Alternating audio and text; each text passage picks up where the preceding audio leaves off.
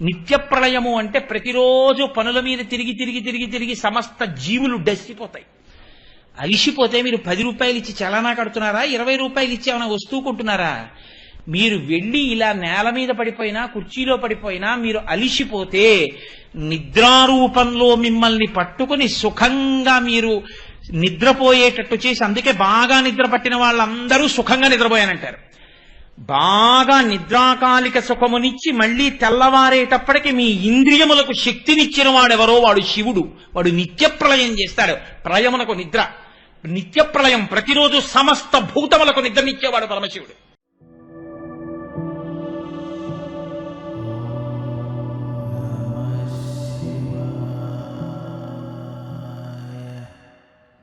ప్రదోషము అంటే అసుర సంధ్య వేళ. ప్రదోషము శివ సంబంధము. ఈ సమయంలో విడితే శివాలయానికి, లేకపోతే నరసింహస్వామి ఆలయానికి మళ్ళీ శివాలయంలాగే షట్కాలముల యందు దర్శనము చేయవచ్చు. ప్రదోషకాలంలో శివనామ సంకీర్తనం చేసి తీరాలి. శివ శివ అనుకోవాలి. అసలు యథార్థమునకు రోజు ప్రారంభం నారాయణ స్మరణతో ప్రారంభం చేయాలి. కన్ను విప్పక పూర్వమే శ్రీమన్నారాయణమూర్తి యొక్క స్వరూపాన్ని చూడాలి. చూసి ధ్యానించి మొట్టమొదట నోటి వెంట పలకవలసినటువంటి పలుకు విష్ణు సంబంధమై ఉండాలి. ఉదయం లేచినప్పుడు వేరొక పేరు ఏదీ మొదట ఉచ్చరించకూడదు. శ్రీహరి శ్రీహరి శ్రీహరి అని కానీ, నారాయణ నారాయణ నారాయణ అని కానీ నిద్ర లేవాలి. ఎందుకంటే జాగృత్తు మనం లేచినది మొదలు అనేకమైనటువంటి ప్రయత్నములలో మనం తిరుగుతూ ఉంటాం. అది స్థితికారకత్వం. ఆ విష్ణువానుగ్రహం చేతనే మీరు ఆ కార్యాన్ని చేయవలసి ఉంటుంది. కాబట్టి విష్ణునామస్మరణతో నిద్ర లేవాలి. రాత్రి నిద్రపోయే ముందు శివనామస్మరణ చేసి నిద్రపోవాలి. అలాగే ప్రదోషకాలమునందు తప్పకుండా శివనామం ఒకసారి మనసులో అనుకోవాలి. శివ శివ శివ శివ శివ శివ అనుకోవాలి. వీటిని ప్రదోష వేళలు అంటారు. అందున కార్తీకమునందు ప్రదోష వేళకి మిక్కిలి ప్రాధాన్యత. ఇవి ప్రతిరోజు ఉండే ప్రదోష సమయం అయితే, త్రయోదశి నాటి సాయంకాలం ఉండేటటువంటి ప్రదోషాన్ని మహాప్రదోషము అని పిలుస్తారు. అది మరింత శక్తివంతం. కాబట్టి ప్రదోష వేళలో శివనామస్మరణ, అందున దేవాలయంలో కూర్చుని చేస్తే, ఒక్కసారి శివనామం చేస్తే 1,00,000 మార్లు చేసిన ఫలితం ఖాతాలో వేస్తాడు ఈశ్వరుడు. కాబట్టి ఆ అవకాశం నేను ఎందుకు మీకు తీసేయాలి? పైగా ఒక దేవాలయంలో ఎంత భగవన్నామం జరుగుతుందో దేవాలయం కూడా అంత శక్తిని పుంజుకుంటుంది. కాబట్టి మనందరం కలిసి ఇప్పుడు ఆ శివనామ స్తోత్రం, శివాష్టోత్తర శతనామ స్తోత్రం చేద్దాం. దీనికి నారాయణుడు ఋషి, అనుష్టుప్పు ఛందస్సు, సాక్షాత్ పరమశివుడు దేవత. కాబట్టి ప్రదోష వేళలో శివాష్టోత్తర శతనామ స్తోత్రం కార్తీక మాసంలో చదవడము అంటే, నేను యథార్థంగా మీకు మనవి చేస్తున్నాను, ఎవరికి శివానుగ్రహం ఉందో వారు తప్ప శివ శివ అనలేరు. అందున కార్తీక ప్రదోషంలో అండం అంటే మాటలా, అందున ఆలయ సన్నిధానంలో, అందులో విష్ణువాలయంలో కూర్చుని దానికి ఈశ్వర కృప ఎవరికి ఉంటుందో వాళ్లతో అనిపిస్తాడు. ఇప్పుడు నాది అన్నది ఒకటి ఉందనుకోండి, నీది అన్నది ఒకటి ఉంటుంది కదండి. అప్పుడు నీది నాదన్నా చేసుకోవాలని కోరుకుంటుంది, నీకున్నది నాకు లేదని ఏడుపన్నా ఉంటుంది, నీది నాది అయిపోయిందని సంతోషమన్నా ఉంటుంది, నీది నాది కాలేదన్న దుఃఖం అన్నా ఉంటుంది. నాదే అన్నప్పుడు ఇంకా ఒకదాన్నొకటి హింసించుకోవడం కానీ, ఒకదానికన్నా ఒకటి శక్తివంతం అనుకోవడం కానీ ఉండదు లోకంలో. మీరు గమనించండి, ఈ చెయ్యి నాది, ఈ చెయ్యి నాది, ఈ 2 చేతులు ఎప్పుడన్నా కొట్టుకున్నాయా? ఎప్పుడు పుట్టినప్పటి నుంచి నువ్వే పూజ చేస్తున్నావు, ఒక్కనాడు పూజలో నన్ను ఉపయోగించాడు వీడు. దిక్కుమాల కుడి చెయ్యి, ఈ కుడి చెయ్యి ఉండడం వల్ల ఈ పూజ చేయడానికి వీలు లేకుండా పోయింది. ఈ చెయ్యి ఎప్పుడన్నా ఈ చెయ్యిని కొట్టిందా? కొట్టదు. ఈ చెయ్యికి నొప్పెట్టింది అనుకోండి, ఈ చెయ్యి నొప్పిగా ఉండి ఏదైనా పని చేయలేకపోయింది అనుకోండి, ఈ చెయ్యి ఆసరా అవుతుంది. అసలు చిత్రం ఏంటంటే, ఈ చెయ్యి ముందుకి తిరిగితే ఈ చెయ్యి వెనక్కి తిరగదు, ఇది ముందుకే తిరుగుతుంది తప్ప దీన్ని ముందుకి దీన్ని వెనక్కి తిప్పలేరు. ఇప్పుడు సాధన చేయకండి, అంత అనుగమిస్తాయి. ఎందుకని? ఈ రెండిటికి ఒక అలవాటైంది. ఈ 2 నావి, ఈ 2 నావి, ఇది నాది. ఇవన్నీ ఎవరికి చెందినవి? వీడికి చెందినవి. కాబట్టి వీటి మధ్య గొడవలు ఎప్పుడు ఉండవు. ఇది దీన్ని కొట్టేయడం, ఇది దీన్ని కొట్టేయడం, అలా ఏం కొట్టేసుకోవు. ఎందుకు కొట్టేసుకోవు అంటే ఇవన్నీ ఒకటివే. ఇక్కడ ఆ భావన సాధ్యమైనప్పుడు అది ప్రపంచమంతటా కూడా సాధ్యపడుతుంది. పరమాచార్య ఇదే కీర్తన రాసి ఎంఎస్ సుబ్బలక్ష్మి గారికి ఇచ్చి ఐక్యరాజ్య సమితిలో పాట పాడమని పంపించారు. ప్రపంచ దేశాల సభ్యులందరూ ఆ కీర్తనకి లేచి నిలబడి జోహార్లు అర్పించారు. అది ఈ జాతి సొత్తు. 10 మంది బతకాలని కోరుకోవడమే తప్ప ఒకరిని చంపైనా సరే మనం బతుకుదామన్న మాట తెలియదు. ఎక్కడుందో తెలుసా అంటే దాని మూలాలన్నీ వేదాల్లో ఉన్నాయి, ధర్మంలో ఉంది, నామంలో ఉంది, పరమేశ్వరుడిలో ఉంది. కాబట్టి తనికెళ్ల భరణి గారు తేలికపాట ఒకటి రాశాడు. మా మోహన్ రావు కారులో వింటుంటాను. నాలోన శివుడు కల్లడు, నీలోన శివుడు కల్లడు, నాలో ఉన్న కళ్ళ శివుడు, నీలో ఉన్న కళ్ళ శివుడు, నాటకాలాడగలడు అని, మితి మీరితే తెరదించి వేయగలడు అని. కాబట్టి ఆయనే మీలో ఉన్నాడు, ఆయన నాలో ఉన్నాడు. కాబట్టి ఉన్నది ఆయనే. ఇది ఆయన పరమానంద రూపత్వా. అందుకని ఆయన బ్రహ్మానందాన్ని పొందుతూ ఉంటాడు. ఆయన బ్రహ్మానందాన్ని పొందడం అంటే దాని అర్థం ఏమిటంటే అందరిలో ఉన్నటువంటి ఈశ్వరుడుగా ఉన్నవాడు ఆ స్థాయిలోనే రమిస్తూ ఉంటాడు తనలో తాను. అందుకే అమృతాన్ని పట్టుకుని మీద పోసుకుంటూ ఉంటాడు, మళ్ళీ పట్టుకుని మళ్ళీ పైకెత్తి మళ్ళీ పోసుకుంటూ ఉంటాడు. ఇది ధ్యాన శ్లోకంతో ముడేసి చూడండి. కాబట్టి ఇప్పుడు శివుడు అంటే మొదట పరమానంద రూపత్వ, నిర్వికారో, ఏ వికారములు లేనివాడు. వికారములంటే ఏమిటి? షడ్వికారములను ఉంటాయి, 6 వికారములు. ఈ 6 వికారములు ఎవరికి ఉంటాయంటే జగత్తుకుంటాయి. జగత్ అంటే జాయతే గచ్చతే ఇది జగత్. ఏది వచ్చి వెళ్ళిపోతుందో దానికి జగత్ అని పేరు. వచ్చి వెళ్ళేవన్నీ ఎందులో రావాలి, ఎందులో వెళ్ళాలి? కాలంలో రావాలి, కాలంలో వెళ్ళిపోవాలి. అంతే కదండి, ఇంకో మార్గం ఉండదు. కాబట్టి వచ్చి వెళ్లే ప్రక్రియకి ప్రతిదానికి జనన తేదీ, మరణ తేదీ అని 2 ఉంటాయి. జనన తేదీ ఉందనుకోండి, జాతకం రాయించాడనుకోండి, మరణ తేదీ కూడా ఉంటుంది అని గుర్తు. 6 వికారములను పొందుతుంది జగత్తంతా. జగత్తంతే ఏది కాలములో వచ్చిందో అవన్నీ ఈ 6టిని పొందుతాయి. ఏమిటా 6? తేలికగా చెప్పాలి అంటే పుట్టినది అంటే ఇత పూర్వం ఆ రూపంతో ఒక ప్రాణి లేదు ఈ భూమండలం మీద, లేదా ఏ లోకంలోనూ ఆ ప్రాణి లేదు, ఇప్పుడు కొత్తగా వచ్చింది. ఎక్కడ వరకు? ఎందుకు? ఈ శరీరమే ఉంది. కోటేశ్వరరావు అనబడేటటువంటి ఈ శరీరం 14/7/1959కి ముందు లేదు. ఇది జూలై 14, 1959న పుట్టింది. కాబట్టి దీనికి ఒక పుట్టిన తేదీ ఉంది. పుట్టినప్పుడు ఇంతేం లేదు, ఇది చాలా చిన్నది ఉంటుంది. కాబట్టి పుట్టినది ఉన్నది. అసలు పుడుతూనేది మృత శిశువుగా పుట్టింది అనుకోండి, అసలు ఉపన్యాసాలు ఏంటి? ఇంకా అసలు అప్పుడే కాలగర్భంలో కలిసిపోతుంది అది. కానీ అది ఉన్నది అంటే ఊపిరి పీల్చింది, ఉన్నది, పెరిగినది. అది మెల్లిగా అమ్మ దగ్గర పాలు తాగింది, తర్వాత అన్నం తింది, తర్వాత కాయలు తింది, పళ్ళు తింది, కనపడవన్నీ తింది, బాగా పెరిగి పెద్దదైంది, అంత ఎత్తు పెరిగింది.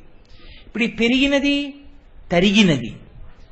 తరిగినది అంటే ఏ అన్నం తింటే పెరుగుతోందో ఆ అన్నమే దీన్ని శోషింపచేస్తుంది. ఇంక ఇవి తినకండి అంటారు డాక్టర్ గారు. అవే తినడం మొదలెట్టాం అనుకోండి, ఇది మెల్లిగా శోషించిపోతుంది, అంటే తరిగిపోతుంది.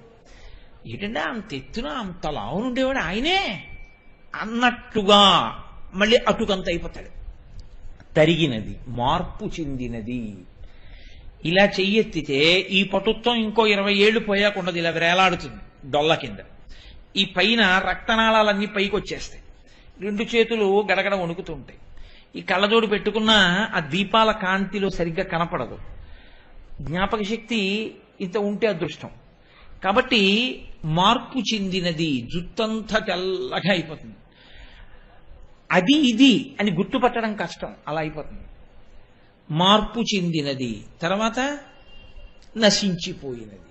ఏదో ఒక తేదీ ఉంటుంది, పుట్టిన తేదీ ఎలా ఉందో అలా ఒక తేదీ ఉంటుంది. ఆ తేదీ తర్వాత ఏమవుతుంది? ఈ శరీరము రుద్రభూమి యందు కలిసిపోతుంది. కలిసిపోయి ఇందులో ఉన్న పంచభూతములు బ్రహ్మాండములో ఉండేటటువంటి పంచభూతములలోకి కలిసిపోతాయి. ఆ తర్వాత కోటేశ్వరరావు గారు ఏరండి అని ఎవరైనా అడిగారు అనుకోండి, అయ్యో పాపం ఆయన కిందటి ఏడాదే పోయాడండి అంటారు కదా. అంటే అదే అమంగళం ఏం కాదండి, నేను వేదాంతం చెప్తున్నాను.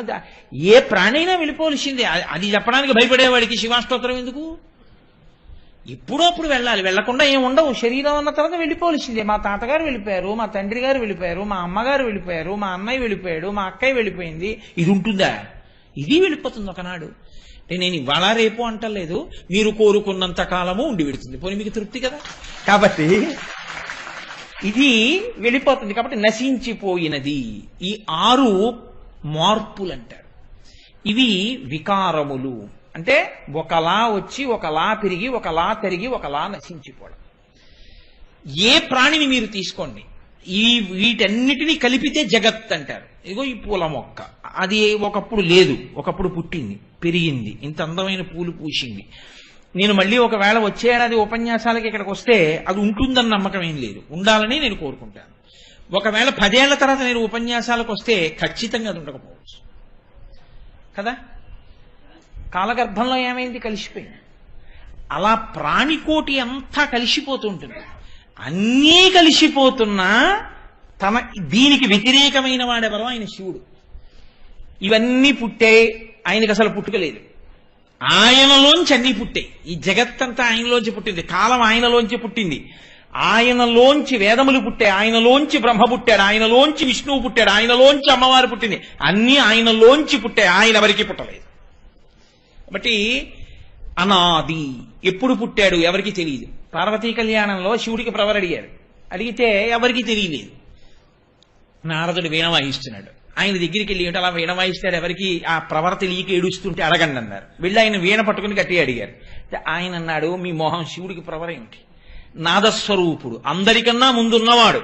నిత్యాయ త్రిగుణాత్మనే పురజితే కాత్యాయ నీశ్రేయసే సత్యాయాద్య కుటుంబినే ముని మన ప్రత్యక్ష చిన్మూర్తయే అంటారు చక్రవర్తిపాదులు. ఆద్య కుటుంబిని, ఆ పార్వతీ పరమేశ్వరులు మొట్టమొదట ఉన్నవారు. ఎవరికన్నా మొట్టమొదట ఉన్నవారు? పూర్వజ, అందరికన్నా ముందున్నారని నువ్వు ఎవరి గురించి అనుకుంటున్నావో వాళ్ళకన్నా ముందున్న వాళ్ళు వాళ్ళిద్దరే. కాబట్టి వాళ్ళిద్దరే తల్లిదండ్రులు, ప్రకృతి పురుషులై. వాగర్ధ వివ సంపృక్తం వాగర్ధ ప్రతిపత్తయే జగత పితరవ్ వందే పార్వతీ పరమేశ్వరవు అన్నాడు కాళిదాసు గారు. కాబట్టి ఆయనకి పుట్టుక లేదు, కాబట్టి ఆయనకి ఉండడం అన్నది లేదు, ఆయనకి పెరగడం అన్నది లేదు, ఆయనకి తరగడం అన్నది లేదు, ఆయనకి మార్పు చెందడం అన్నది లేదు, ఆయనకి నశించడం అన్నది లేదు. అన్నీ నాశనం అయితే ఎందులోకి వెళ్ళాలి? ఆయనలోకే వెళ్ళాలి. అన్నీ కనపడడం మానేస్తే ఎక్కడికి వెళ్ళిపోవాలంటే ఆయనలోనే పెట్టేసుకోవాలి అంతే. ఇంటికి సున్నాలు వేయించారంటారు. ఇంటికి సున్నాలు వేయించేటప్పుడు పక్కింట్లో కొంచెం ఖాళీ ఉందో లేదో చూసుకుని సున్నాలు వేసుకుంటారు. ఎందుకని అంటే ఇందులో సామాన్ అందులో పెట్టుకోవాలి కదండి మరి. కాబట్టి ఇందులో సామాన్ ఏమైంది? ఎదురింట్లోకి వెళ్ళింది, గదిలోకి. అలా అన్నీ కనపడడం మానేసాయి, దాన్ని మహాప్రళయం అంటారు. అవన్నీ ఎక్కడికి వెళ్ళాయి? ఆయనలోకి వెళ్ళిపోయాయి. ఇప్పుడు ఆయనలోకి వెళ్ళిపోతే ఎవరిలోంచి మళ్ళీ బయటికి రావాలి? ఆయనలోంచే బయటికి రావాలి. ఎవరు తీసుకొచ్చినా ఆయనలోంచేనా తీసుకురావాలి. తీసుకెళ్ళి ఆ ఇంట్లో పెట్టినవాడు మళ్ళీ ఆ ఇంట్లోంచైనా పట్టుకురావాలి. అయితే కొత్తగా ఏమైనా వస్తుందా? రాదుగా. ఆయనలోకి వెళ్ళింది ఆయనలోంచి రావాలి. ఆయనలోంచి వస్తుంటే మళ్ళీ ప్రారంభమైంది సృష్టి. ఎవరి దగ్గర మొదలైంది? ఆయన దగ్గరే. మళ్ళీ ఆయనే అన్ని పుచ్చేసుకుంటాడు. లయ ఆయన ఇచ్చి పుచ్చుకునే లోపల మీ దగ్గర ఉండడానికి భవతి స్థితి అని పేరు. కాబట్టి సృష్టికర్త, స్థితికర్త, ప్రళయకర్త ఆయనే. మీరు నన్ను పెన్ను అడిగారండి, ఆ పెన్ను నాది, నేనే సృష్టికర్త. నా పెన్నకి ఆ పెన్ను మీకు ఇచ్చాను, మీరు ఆ పెన్నట్టుకుని ఏదో రాసుకున్నారు. ఉన్నది మీ దగ్గర ఉన్నంతసేపు ఉంచినవాడెవరు? మళ్ళీ నేను ఇవ్వడానికి తీసుకోవడానికి మధ్యలో ఉన్నది మీ దగ్గర ఉండడం, అంతే కదా. కాబట్టి సృష్టికి లయకి మధ్యలో ఉన్నది స్థితి. కాబట్టి ఇప్పుడు సృష్టికర్త, స్థితికర్త, ప్రళయకర్త ఆయనే. ఎందువల్ల? 6 వికారములు ఆయనకి లేవు కనుక. కాబట్టి ఎవరు శివుడు? ఎవరు ఈ 6 లేనివాడో, ఎవడు పరమానంద భరితుడో, అందుకే ఆయన కాలమునకు లొంగనివాడు. మీరు చూడండి, అమ్మవారికి లలితా సహస్రనామ స్తోత్రంలో నిత్యయవ్వన అని ఒక పేరు ఎలా పసుకుతుందండి? ఆవిడేమో పూర్వజ, అందరికన్నా ముందు పుట్టిందా? ఆవిడ నిత్య యవ్వన, ఆవిడ యవ్వనంలో ఉంటుందా? ఎలా కుదురుతుంది? నేను ఉండట్లేదే అలాగా. మరి ఆవిడికి ఎలా కుదురుతుంది? ఆవిడ జుట్టు తెల్లబడిపోవద్దు? ఆవిడ జుట్టు ఎప్పుడూ నల్లగానే ఉంటుంది, కొన్ని రంగేసుకుంటుందా అంటే అలాంటి పిచ్చి పనులు ఆవిడేం చేయదు. ధునోతుద్ధాంతం నస్తులిత దళితేందీవరవనం ఘనస్నిగ్ధశ్లక్షణం చికురంబం తపసివే యదీయం సౌరభ్యం సహజముపలబ్ధం సుమనసో అంటారు శంకరాచార్యులు వారు. సహజమైన సువాసనలతో ఉండడం ఒకెత్తు, సువాసనలతో ఉండడమే కాకుండా నల్ల కలువల తండం ఎలా ఉంటుందో అంత ఒత్తుగా ఉండేటటువంటి జుత్తు కలిగి ఉండడం ఒక ఎత్తు. మరి ఆవిడ జుత్తు అంత నల్లగా ఎందుకు ఉంటుంది? ఎందుకు తెల్లబడదు? అంటే ఆవిడ కాలమునందు వచ్చి కాలమునందు పెరిగి కాలమునందు పడిపోయేటటువంటిది కాదు, కాలము ఆవిడికి లొంగి ఉంటుంది. అందుకే కాలమును నడిపే సూర్యచంద్రులు ఇద్దరూ ఆవిడికి తాటంకములై ఉంటారు, ఆభరణములై ఉంటారు. తపనోడు కమండల అని మనం లలితాసహస్రంలో నామని చెప్పట్లా? అందుకని ఆవిడికి ఆభరణములు, కాబట్టి ఆవిడ లొంగదు. ఆయనో చిత్రం వటతరోర్మూలే వృద్ధా శిష్యా గురుర్యువ గురోస్తు మౌనం వ్యాఖ్యానం శిష్యాస్తు ఛిన్న సంత్యజా గురవే సర్వలోకానాం భిషజే భవరోగిణాం నిధయే సర్వ విద్యానాం దక్షిణామూర్తయే నమః. ఆయన చుట్టూ కూర్చున్నటువంటి వాళ్ళు వృద్ధులైనటువంటి శిష్యులు. గురుర్యువ, ఆయనో యువకుడైన వాడు శివుడు దక్షిణామూర్తి. మౌన వ్యాఖ్యా ప్రకటిత పరబ్రహ్మతత్వం జువానం వర్షిష్టాం తే వసదృషిగణైరవృతం బ్రహ్మనిష్టైః ఆచార్యేంద్రం కరకలిత చిన్ముద్రమానందరూపం స్వాత్మారామం ముదితవదనం దక్షిణామూర్తిమీడే.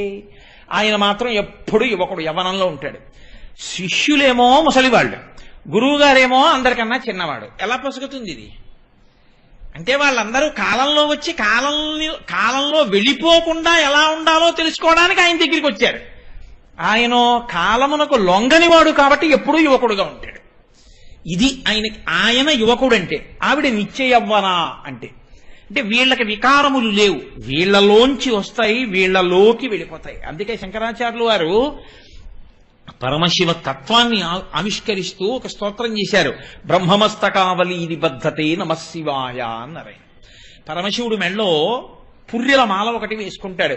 పునుకల పేరు కంఠమున భూరి భుజంగము భూషణంబుగా అనయము భస్మధారణము ఎద్రిడి వాసము మీరు విల్లుగా అనుబుగ దంతి చర్మమును హస్తములందు కపాల శూలముల్పడి వడిదల్తు శంకర కృపావరు రూపమును ఆశ్రయించదన్. ఆయన మెళ్ళో పుర్రెలమాల వేసుకుంటాడు. ఏమైనా కర్మ, ఎందుకు ఆ పుర్రెలమాల వేసుకోవడం అంటే చేతకాక పుర్రెలమాల వేసుకున్నవాడు కాదు. సృష్టి చేయబోయే ప్రాణుల్ని అని ఆయన మొదట బ్రహ్మగారిని సృష్టించాడు. ఆయన బ్రహ్మగారిని సృష్టించి ఓ పదవిలో కూర్చోబెట్టి సృష్టి చేయించాడు. చేయించిన తర్వాత కాలంలో బ్రహ్మగారు కూడా పడిపోయారు. యుగాంతంలో పడిపోతే అయ్యో పాపం, నేను మొట్టమొదట పుట్టించి అందరినీ సృష్టి చెయ్యమన్న ప్రాణి యొక్క తలకాయ కూడా నేల మీద పడిపోతే బొత్తిగా మిగిలిన పుర్రెలతో కలిసిపోతే ఏం బాగుంటుంది? బాగుండదు. కాబట్టి ఆయన తీసి ఆ పుర్రె ఓ తడప గుచ్చుకుని మెళ్ళో వేసుకున్నాడు. ఓ గౌరవం ఇద్దాం. ఇప్పుడు గౌరవనీయమైన స్థానంగా ఆ బ్రహ్మగారి పుర్రె ఆయన మెళ్ళో వేసుకున్నాడు. ఇప్పుడు ఏమైంది? అది బ్రహ్మమస్తకావలి నిబద్ధతే నమశివాయ, పెద్ద మాలైపోవచ్చు. అంటే ఇప్పుడు ఎంతమంది బ్రహ్మలు వెళ్ళిపోయారు లెక్కలేదు, అంతమంది బ్రహ్మలు వెళ్ళిపోయారు. అన్ని పుర్రెలు ఆయన మెళ్ళో ఉన్నాయి. మరి ఈయన ఇంతమంది బ్రహ్మలు వెళ్ళిపోతున్నా ఆయన సాక్షిగా ఉన్నాడు. మేకలు వేయింజన్నను భాసురముగనొక్క కోతి పర్ణం బెక్కున్న ఆ కోతులు వేయింజన్నను కోకోయని కొంకి నక్క కోయని కూషన్ అంటారు జానపదులు. అంటే ఆయన శాశ్వతుడిగా ఉండిపోతాడు. అది శాశ్వత. ఆయన కదలిక లేనివాడు, ఆయన కాలమునకు లొంగనివాడు, ఎంత కాలస్రవంతి ఎందు వెళ్ళిపోనివాడు, ఎప్పుడూ ఉండేవాడు, నిత్యుడు. నిత్య శుద్ధ బుద్ధ పరిపూర్ణ సచ్చిదానందద్వైత పరమ ప్రకాశాయ పరమశాంత ప్రకాశాయ తేజోరూపాయ తేజోధిపతయే ఉంటుంది కవచం. కాబట్టి అటువంటి స్వరూపమున్నవాడు, 6 వికారములు లేనివాడు. ఇప్పుడు ఆయనకి వికారాలు లేకపోతే మన వికారం సంగతి ఏమిటి? అంటే ఎవరు ఆయన పాదములు పట్టుకుంటారో వాళ్ళకి వికారములు లేకుండా చేయగలిగినవాడు, అంటే ఆయనగా మార్చగలిగినవాడు, ఆయనలో కలిపేసుకుంటాడు. అందుకే ఆయనలో కలిపేసుకోవాలంటే ఏ రెండు పోవాలి? పుట్టుకుండకూడదు, చావు ఉండకూడదు, అంతే కదా సత్యం. ఇక జగత్తుగా ఉండకూడదంటే పుట్టకూడదు, చావకూడదు. పుట్టకుండా చావకుండా ఉండాలంటే పుట్టేట్టు చేసేవాడు మన్మధుడు, చచ్చేట్టు చేసేవాడు యమధర్మరాజు. యమధర్మరాజుని గుండెల మీద దాన్ని చంపినవాడు, మన్మధుడిని కాల్చినవాడు పరమశివుడు. కాబట్టి నీకు ఇదే ఆఖరిసారి శరీరం మొదలడం, ఇక నువ్వు మళ్లీ పుట్టవలసిన అవసరం లేదు. ఎందుకనంటే ఆయనలో కలిసిపోతావు. ఆయన పాదములు పట్టుకున్నవాడు ఆయన యందే కలిసిపోతాడు. శివభుజంగ స్తోత్రంలో శంకర భగవత్పాదులు ఇదే హామీ ఇస్తారు. ఎవరు ఈ స్తోత్రం చదివి పట్టుకుంటున్నారో వారు ఈశ్వరుడు యందే కలిసిపోతున్నారు అంటారు. కాబట్టి ఇక మళ్లీ పుట్టడం, ఈ అల్లరి, ఈ గొడవ ఇవేం ఉండవు, ఇక షడ్వికారములు ఉండవు. ఉండని స్థితిని కల్పించగలిగిన వాడెవరో ఆయనకి శివ అని పేరు. కాదు కాదు, శివ అన్న మాటకు అర్థం ఏమిటో తెలుసా అండి? అమరకోశమే వ్యాఖ్యానం చేస్తోంది. శ్రేయస్సు, శివం, భద్రం, కళ్యాణం, మంగళం, క్షేమం, శుభం, కుశలం కల్పించగలిగినటువంటి వాడు ఎవరో ఆయనకి శివ అని పేరు. మీరు బాగా జ్ఞాపకం పెట్టుకోవాలి ఈ మాటలో. ఎవరు శివుడు అంటే శ్రేయం, మీకు శ్రేయస్సునిచ్చినటువంటి వాడెవరో ఆయన శివుడు. శ్రేయస్సు ఎక్కడి నుంచి వస్తుంది? శివానుగ్రహంగానే వస్తుంది. శ్రేయస్సు అన్న మాటకు అర్థం ఏంటో తెలుసా అండి? ఇవన్నీ పర్యాయ పదాలుగా వాడతాం మనం, కానీ ఏ పదానికి ఆ పదానికి అర్థం మారిపోతుంది. శ్రేయస్సు అంటే కాలమునందు మీరు సంకల్పించినటువంటి మంచి పని జరగడానికి కావలసినటువంటి ఆనుకూల్యమైన స్థితి ఏర్పడుట, దానికి శ్రేయస్సు అని పేరు. అంటే నేను మీకు ఉదాహరణ చెప్పాలి అంటే, నా కూతురికి పెళ్లి చేద్దాం అనుకుంటున్నాను, కన్యాదానం చెయ్యాలి. శుభలేఖలు వేసేసుకున్నాను, వంట వాళ్ళని పెట్టేసుకున్నాను, అన్నీ పెట్టేసుకున్నాను, వంట చేయించేసుకున్నాను, పందిర్లన్నీ వేయించుకున్నాను. ఇంకా రాత్రి 11 గంటలకి కన్యాదానం చేస్తాను. రాత్రి 7 గంటలకి ఎక్కడి నుంచి వచ్చిందో తెలియదా పెనుగాలి.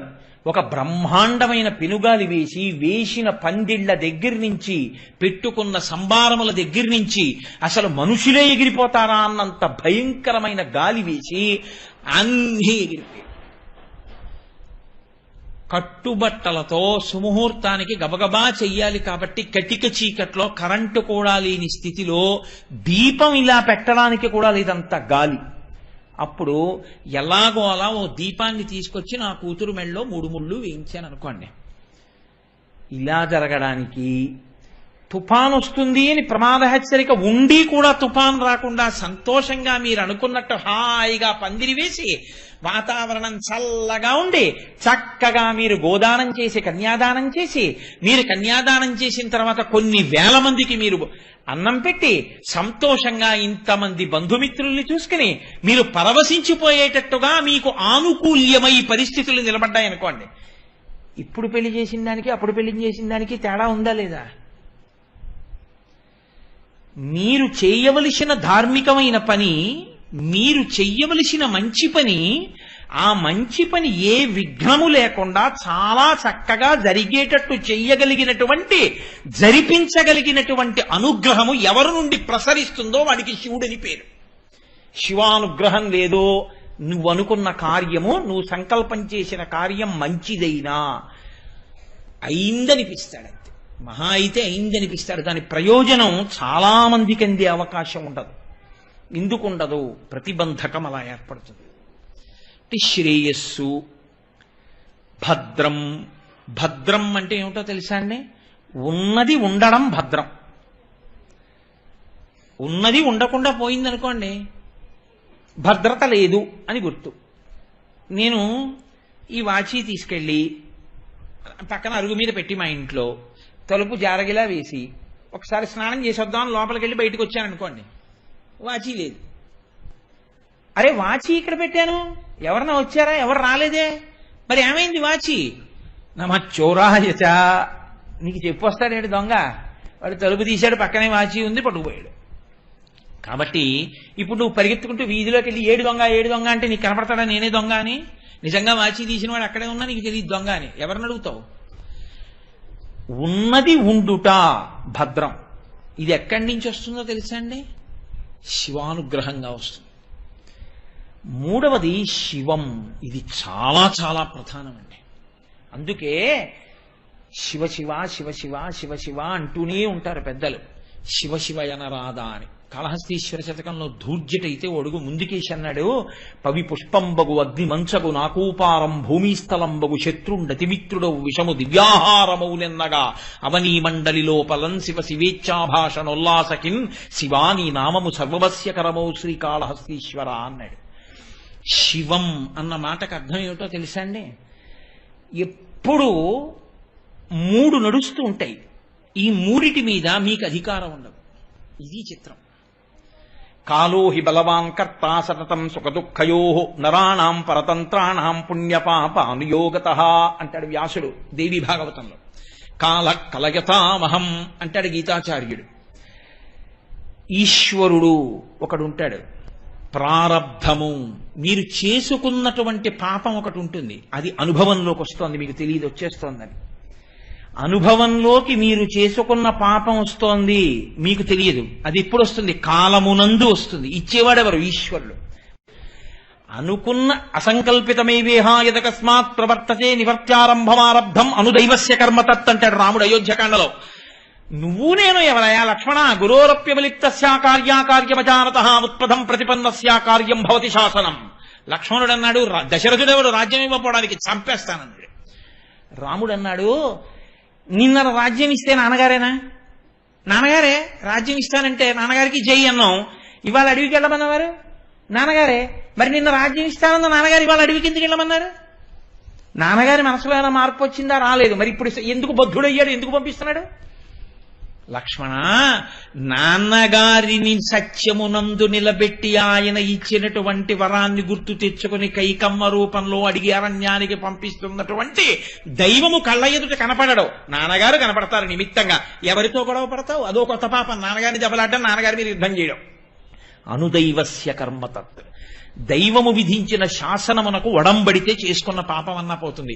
పెట్టి సద్దు మనం బయలుదేరదాం అన్నాడు. అది ధార్మికుడు మాట్లాడే మాట. ధర్మం తప్పేవాడు ఈశ్వరుడి మీద తిరగబడతాడు. తిరగబడితే ఏం చేస్తాడంటే కొత్త పాపాన్ని మూటకట్టుకుంటాడు. ఏమిటో ఇన్ని పూజలు చేశానండి, ఇప్పుడు చేశావు, నువ్వు చేసిన పాపం ఎక్కడికి పోతుంది? కాబట్టి అది అనుభవంలోకి వచ్చింది. ఈ అనుభవంలోకి వచ్చేటట్టు చెయ్యగలిగిన వాడు ఈశ్వరుడు. ఈశ్వరుడు ఒకవేళ పాపమునకు ఫలితము ఇచ్చినా, పోన్లేవయా పాపం పోయింది అని ఆయన కాళ్లే పట్టుకుంటానన్నవాడు దృఢభక్తి కలిగిన వాడు. లోకుల్నంగని మెచ్చని ఎలుగని లోలోన నిందించని చీకాకున్బడని మహాత్ముడనని జేలొగ్గని మూకీభావమునం తిట్టని త్రోయిని నీ కారుణ్యము కలిగి ఉండినను అంతే చాలును శంకర. నాకు ఏదైనా జరగని, నాకేం నిమిత్తం లేదు. ఇవాళ చాలా బాగుందన్నవాడు రేపు వీడికేం వచ్చనొచ్చు. రెండు సత్కారాలుగానే గ్రహించగలిగిన స్థితి నాకు. రెండిటి యందు నీ పాదములు విడిచిపెట్టకుండా నేను ఉండగలిగితే నాకు చాలా ఈశ్వర, నాకింకేం అక్కర్లేదు. తుల్యనిందా స్తుతిర్మౌని సంతుష్టో ఏనకేనచిత్ తనికేత స్థిరమతి భక్తిమాన్మే ప్రియో నరహ అంటాడు భగవద్గీతలో కృష్ణ భగవానుడు. పేర్లు మారతాయండి, కృష్ణుడు శివుడు అని అన్ని ఒకటే. ఏ పదార్థం చెప్పినా అలాగే చెప్తుంది, అంతకు తప్ప ఓ పదార్థం ఓలా చెప్తే ఓ పదార్థం ఓలా చెప్పరు. అందుకే వాళ్ళిద్దరి మధ్య ఇప్పుడు గొడవలు గోదారి ఏమి ఉండవు, ఒకళ్ళకొకళ్ళు సమర్థించుకుంటారు తప్ప. కాబట్టి ఎవరు శివుడు అంటే, ఎవరి కాళ్ళు మీరు గట్టిగా పట్టుకున్న కారణం చేత మీకు దురితమును అనుభవంలోకి తీసుకొచ్చి ఇచ్చేటప్పుడు, అరే రే వీడు నా కాళ్ళు ఇంత గట్టిగా పట్టుకుని ఉన్నాడు, ఇప్పుడు బుద్ధి వచ్చింది, వీడు ఎంతో భక్తితో నన్ను పట్టుకుని ఉన్నాడు, బొత్తిగా వీడికి ఇంత పెద్ద దెబ్బ కొట్టేయడమా? వీడిని కొడితే వీడు ఏం చేస్తాడో తెలుసా? మళ్ళీ నన్నే పట్టుకుని ఏడుస్తాడు. అప్పుడు వాడు నన్ను పట్టుకుని ఏడిస్తే నేనేం చెప్పను? భాగవతంలో శ్రీ మహావిష్ణువు బలిచక్రవర్తిని అనుగ్రహించేటప్పుడు దర్శనమిచ్చి ఓ మాట అంటారు. నేను ఎందుకు రక్షించానో తెలుసా బలిచక్రవర్తిని అని అడిగారు. వీడు నా కొరకు రక్షింపవలయువాడు అన్నారు. చాలా చిత్రమైన మాట. వీణ్ణి వీడి కోసం రక్షించట్లేదు, నా కోసం రక్షిస్తున్నాను. ఎందుకో తెలుసా? ఎరా 3 అడుగులు ఇస్తా అన్నావు, 2 అడుగులు కొలిచేశాను, 3వ అడుగు ఎక్కడ పెట్టనన్నాడు. సునృతంబు కాని నుడువదు నా జీవ బొంకజాల నాకు బొంకు లేదు, నీ తృతీయ పదము నిజము నాశిరమున నెలవి చేసి పెట్టు నిర్మలాత్మ అని తలంచి నా తల మీద పెట్టేయి అన్నాడు. వీడింత భక్తితో ఉండి నా తల మీద కాలెట్టేయి అంటే, వీణ్ణి నేను ఏమైనా చేసేస్తే ఇంకా రేపు పొద్దున్న నేను ఉన్నానని ఎందుకు నమ్ముతుందిరా లోకం? అందుకని ఇప్పుడు నేను ఉన్నానని నమ్మాలంటే వీడిని నా కోసం రక్షించాలి, వాడి కోసం కాదు. వీడు నా కొరకు రక్షింపవలయువాడు అంటాడు. కాబట్టి ఈశ్వరుణ్ణి భక్తులు బంధిస్తారు, ఆయన ఏమీ చెయ్యలేని స్థితికి తీసుకొస్తారు. ఇప్పుడు ఈశ్వరుడు అంటాట, వీడు ఒకప్పుడు తప్పు చేశాడు, ఇప్పుడు ఇంత భక్తి తత్పరుడయ్యాడు, నా పాదములు పట్టుకున్నాడు, నేను ఎలా వేయని శిక్ష అంత శిక్ష వెయ్యను. ఏం చేస్తానో తెలుసా? వెయ్యకపోతే పాపం పోదు. కాబట్టి ఏం చేయాలి? వాడికి 35 మార్కులు రాకపోయినా 10 మార్కులు మోడరేషన్ వచ్చి ఇచ్చామని చెప్పి 25 మార్కులకి పాస్ చేసి సర్టిఫికెట్ ఇచ్చేయడమే. కాబట్టి ఏం చేయాలి? ఒక్క పని చేసేస్తాను, వాణ్ణి ఇవాళ పాము కరిచేయాలి, ఓ గండు చీమతో కరిపించేస్తాను. విషం ఎక్కిందా లేదా, దురద పెట్టిందా లేదా, అబ్బా అన్నాడా లేదా, ఇలా ఇలా ఇలా ఇలా తుడుచుకున్నాడా లేదా, ఏమిటంటే అలా తుడుచుకుంటున్నారంటే ఇంత కండచీమ కుట్టేసిందో చూడు ఎంత దొద్దు ఎక్కిందో అంటాడు. వాడికి తెలుసా ఈశ్వరుడు పాము కుట్టకుండా చేశాడని? వాడు బాధపడుతూ కూడా శివ శివ శివ శివ శివ శివ అంటూనే ఉంటాడు. ఇది నమఃశివాభ్యాం అశుభాపహాభ్యాం. శంకరాచార్యులు వారు ఉమామహేశ్వర స్తవం చేశారు. అందులో నమఃశివాభ్యాం సరసోత్సవాభ్యాం సమస్కృతాభీష్టవరప్రదాభ్యాం నారాయణైనార్చిత పాదుకాభ్యాం నమో నమః శంకర పార్వతీభ్యాం అంటూ నమఃశివాభ్యాం అశుభాపహాభ్యాం అంటారు. రావలసినటువంటి అశుభాన్ని తీసేసి దాని స్థానంలో చాలా తక్కువ కష్టాన్ని మాత్రమే ఇచ్చి రక్షించగలిగినటువంటి శక్తి కలిగిన వాడెవరో వాడికి శివుడని పేరు. అయితే మీరు ఇక్కడ ఒకటి గుర్తుపెట్టుకోవాలి, నేను ఈ ఉపన్యాసం చెప్పేటప్పుడు కేవలం శివుడే ఇటువంటి వాడు, విష్ణువు కాడని నేను చెప్పట్లేదని మీరు గుర్తుపట్టుకోవాలి.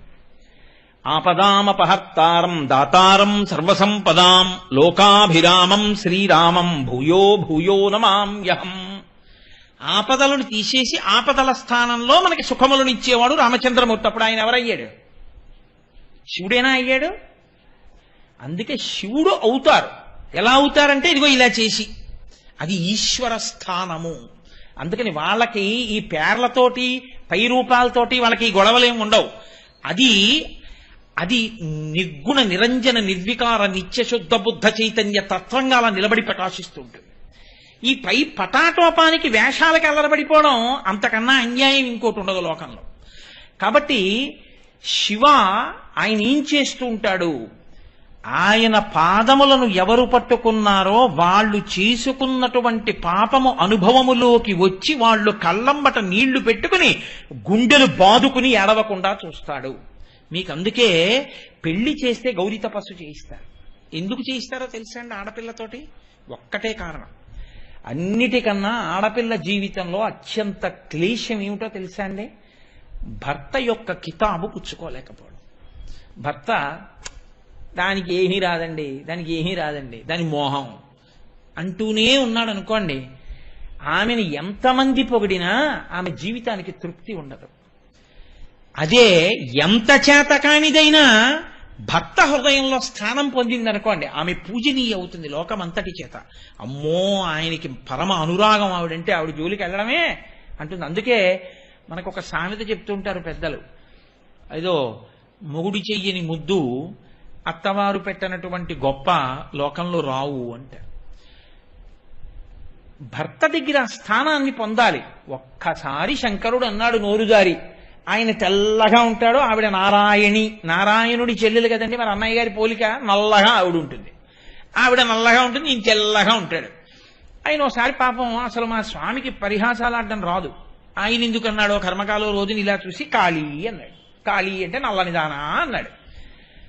ఆవిడ ఇలా చూసింది, ఎప్పుడు అలా అనలేదు, ఎంతో ప్రేమగా పిలిచేవారు ఉమా శైలజ, అలా అనేవారు కాళీ అని ఓ వెటకారం నవ్వు నవ్వారు. కాస్త నోరు ఈ చివరి నుంచి పక్కకెళ్ళింది. అంటే తెల్లని వాణ్ణి నేను, నల్లని దానివి నువ్వు అన్నారని ఆపాటి పరిహాసాన్ని తట్టుకోలేక ఆమె యోగాగ్నిలో పడి తెలుపు పసుపు ఎరుపు రంగులతో కూడినటువంటి ప్రకాశిస్తున్న తత్వంతో ఎడమతొడ మీద కూర్చుని, నీ తెల్లటి పాలిపోయిన తెలుపు గొప్ప, నా రంగు గొప్ప అంది. గౌరవర్ణంతో వచ్చి కూర్చుంది. గౌరీని ముక్కు మీద వేలేసుకున్నాడు. కాళీ అన్నందుకు ఇంత ఉద్ధత అంటే మీ మనసులో ఆపాటి నా మీద తగిన దానను కానన్న మాట కూడా నేను అంగీకరించలేను. అందుకే శంకరాచార్యులు వారు స్తోత్రం చేస్తే పార్వతీదేవిని పొంది పరమశివుడు గొప్పవాడా, పరమశివుణ్ణి పొంది పార్వతీదేవి గొప్పదా? ఆయన తీర్పు చెప్పలేదు. ఆయన అన్నారు కళాభ్యాం చూడాలంకృత చచి కళాభ్యాం విజతప ఫలాభ్యాం.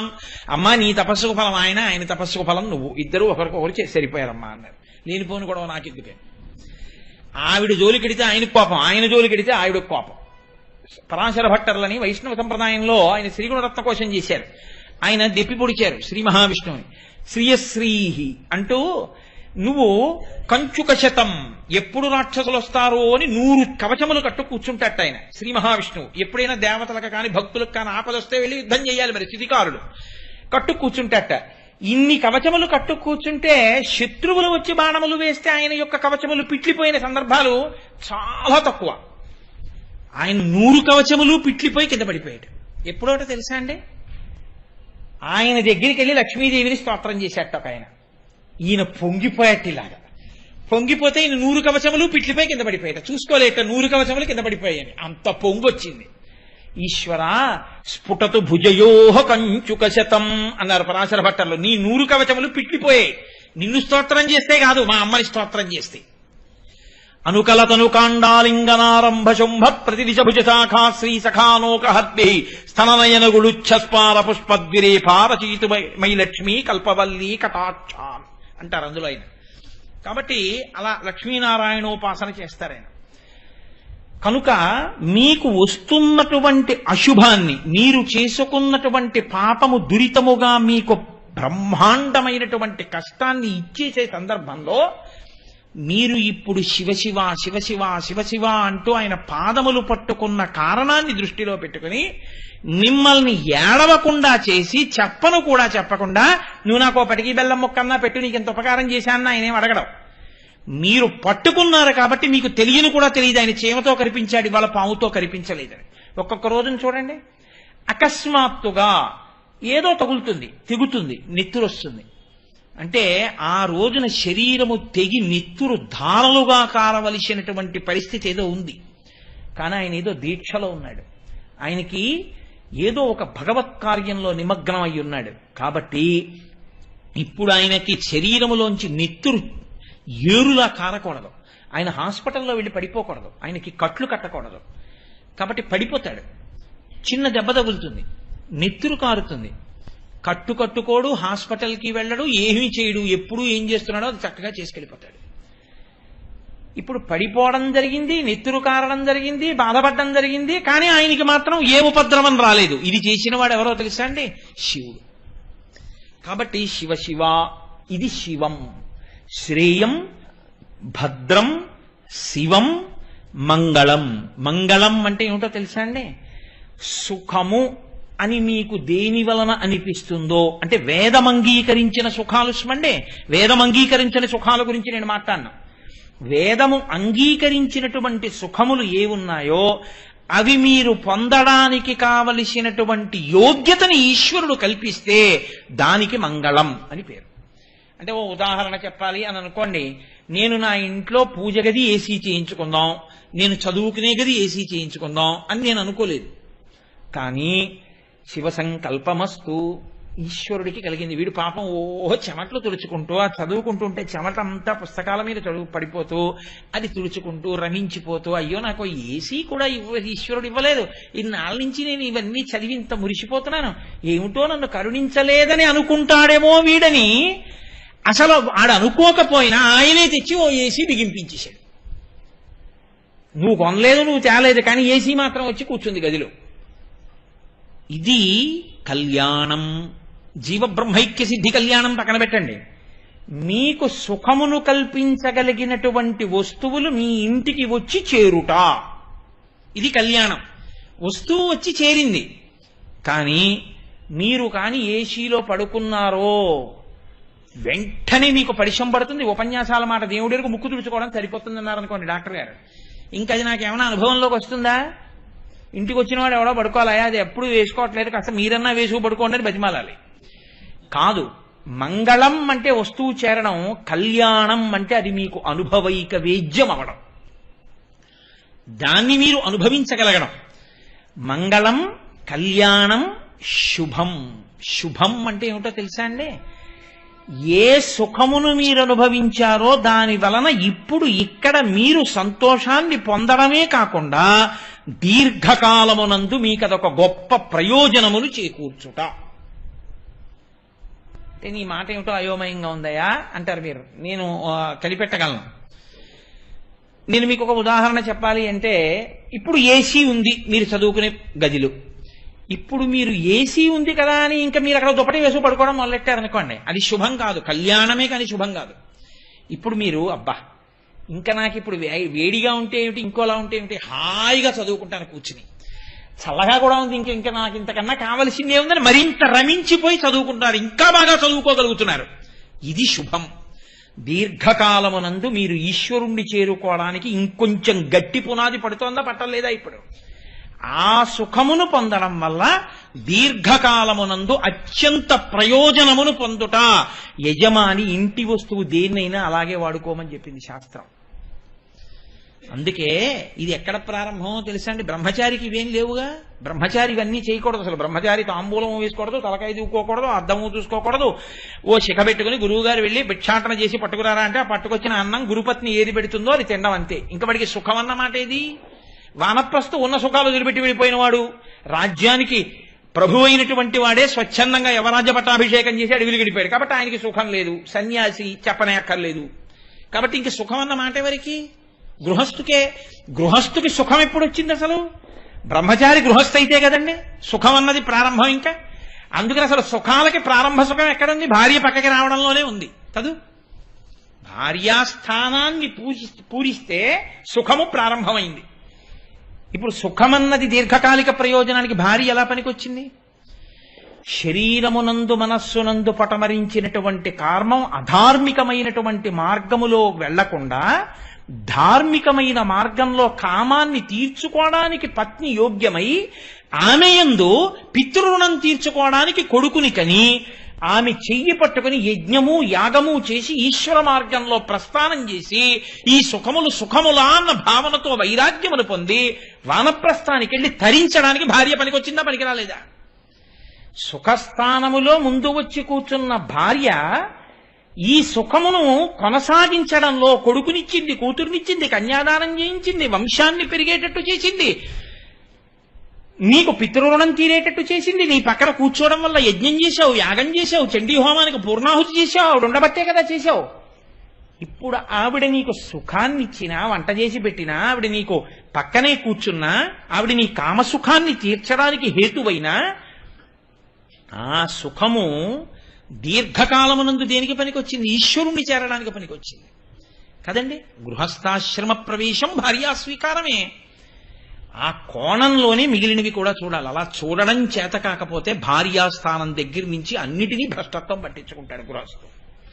అలా భ్రష్టు కాకుండా ఈశ్వరుణ్ణి చేరుకోవడానికి తనకి కలిసొచ్చినటువంటి వాటన్నిటినీ వాడుకుని ఈశ్వరుణ్ణి చేరుకోవడానికి కావలసినటువంటి బుద్ధి లోపల ప్రచోదనమై ప్రస్థానం ఎవడు చేస్తాడో వాడు శుభ పరంపరలు పొందినవాడు. అందుకే మన వాళ్ళు వ్రతం చేస్తున్నామండి అన్నారనుకోండి, అక్షతలేసి వ్రతం సువృతమస్తు, ఇది శుభప్రదమగుగాక, ఈ వ్రతము నీకు దీర్ఘకాలమునందు ఉపయుక్తమగుగాక, ఇది శుభం. క్షేమం. క్షేమం అంటే ఇవన్నీ ఎవరిస్తారో తెలుసా అండి? మీరు అలా తరించగలిగిన స్థితి ఎవరి నుండి వస్తుంటుందో ఆయన్ని శివుడని పిలుస్తారు. అసలు నా మొహం శివాష్టోత్తరం 30 అంటే బెంగ పెట్టుకోకండి, 108 చెప్తాను. 30 రోజులు శివనామం చాలండి. శివనామమే 30 రోజులు. అప్పై దీక్షితర్ వారు ఏం చెప్పారు దాని గురించి అన్నది ఒక రోజు. అలా 30 రోజులు శివనామం ఒక్కటే చాలు. అది శివాష్టోత్తరం చెప్తానండం పేరాశ. 108 నామాలు చెప్పడం ఏంటంటే 30 రోజుల్లో చాలా అన్యాయం. అది 6 బంతుల్లో 37 రన్స్ కొట్టమని అడిగినట్టుగా ఉంటుంది. అది అంటే నేను చెప్పనని కాదు, చెప్తాను. చెప్పడం ఏముందండి, వాళ్ళే చెప్పేస్తాను 108 నామాలకు అర్థం. అది పెద్ద విశేషమా ఏమి? కాబట్టి శివ మీకు క్షేమకారకుడు. ఎవరు క్షేమాన్ని ఇస్తారో తెలుసా అండి? క్షేమం అని రాస్తారు పైన, ఉత్తరం రాస్తే పైన క్షేమం అంటారు. క్షేమం అంటే ఏమిటో తెలుసా అండి అర్థం? ఏవి ఉండాలో అవి ఉన్నాయి, ఏవి ఉండాలో అవి ఉండి ఎలా ఉండాలో అలా ఉన్నాయి. అది క్షేమం. కేవలం ఉన్నాయి, నీకేమైనా ఉపయోగం ఉందా? వాడు ఏవేవి చేయకూడదో అవన్నీ చేస్తున్నాడు. తండ్రి గారు 50 కోట్ల ఆస్తి ఇచ్చాడు, వీడికి 3 కోట్లు అప్పు వచ్చింది. ఇప్పుడు వాడు ఉన్నాడు, ఏమైనా ఉపయోగం ఉందా? 7 తరాల కింద పడిపోయాయి వాడు చేసిన తప్పుడు పనులకి. ఏమిటి వాడు ఉండి ప్రయోజనం? అది కాదు. ఉండి ఎలా ఉండాలో అలా ఉండేటట్టు నడిపించగలిగిన బుద్ధి ప్రచోదనం ఇయ్యగలిగినటువంటి పరమాత్మ యొక్క స్వరూపమునకు శివ అని పేరు. ఏది నీకు వద్దంటే మానే శివుణ్ణి శివ అనకు. ఇవి వద్దని అనగలడా ఎవరైనా? బ్రహ్మచారి కాని, సన్యాసి కాని, వానప్రస్థు కాని, గృహస్థు కాని నాకు శివనామం అక్కర్లేదని చెప్పగలడా? అక్కర్లేదన్నాడంటే ఇవేవి నాకు అక్కర్లేదని గుర్తు. కాబట్టి శివ అన్న దానికి తాత్పర్యం తెలిస్తే నాకు శివ అన్న నామం అక్కర్లేదనగలిగిన మొనగాడు లోకంలో ఉండడు. కాబట్టి క్షేమం, కుశలం. కుశలం అంటే ఏమిటో తెలుసా అండి? కేవలం ఉండడం కాదు, కేవలం మీరు చదువుకోవడం కాదు, కేవలం మీరు ఎక్కడికో వెడుతూ ఉండడం వస్తూ ఉండడం కాదు, మీకు ఒక సత్పురుషుడితోటి సహవాసము కలిగిందా, నిరంతరము పరమేశ్వర చింతన కలిగినటువంటి ఒక మహానుభావుడితో మీకు స్నేహం ఉందా? నీ ఐశ్వర్యం అంతా పోయినా పర్వాలేదు, ఆ స్నేహాన్ని మాత్రం వదలకు. అది నిన్ను తరతరాలు కాపాడేటట్టు చేస్తుంది. ఆయన నిన్ను తనతో పాటు ఆ ప్రస్థానంలో నడిపించుకుంటాడు. ఎప్పుడు వదిలిపెట్టేస్తారో తెలుసా అండి? ఒక్క కారణానికే వదిలిపెట్టేస్తారు. వచ్చేది ఉపన్యాసానికి, చేసే విచారణలన్నీ అక్కర్లేని విషయాల మీద. ఇంతకుముందు ఎవరొచ్చారు, ఇప్పుడు ఎవరు రాలేదు, గురువుగారు అమ్మాయికి పెళ్ళైతే గురువుగారి వియ్యాలారికి ఆస్తి ఎంతుంది, ఇలాంటివి విచారణ చేయడానికి ప్రయత్నం చేయడం పరమేశ్వరుడిచ్చినటువంటి సత్పురుష స్నేహాన్ని తనంత తాను దూరం చేసుకోవడం. నువ్వు దేనికి కలిశావో ఆ మార్గంలో నిలబడే ప్రయత్నం చెయ్యి. నీకు అక్కర్లేని వాటిలో నీ వేలు పెట్టకు. పెట్టకుండా ఉంటే సత్పురుషులతోటి సహవాసము నిలబడుతుంది. సత్పురుష సహవాసం నిలబడడానికి హేతువేది? సత్తు గురించి మాట్లాడటమే.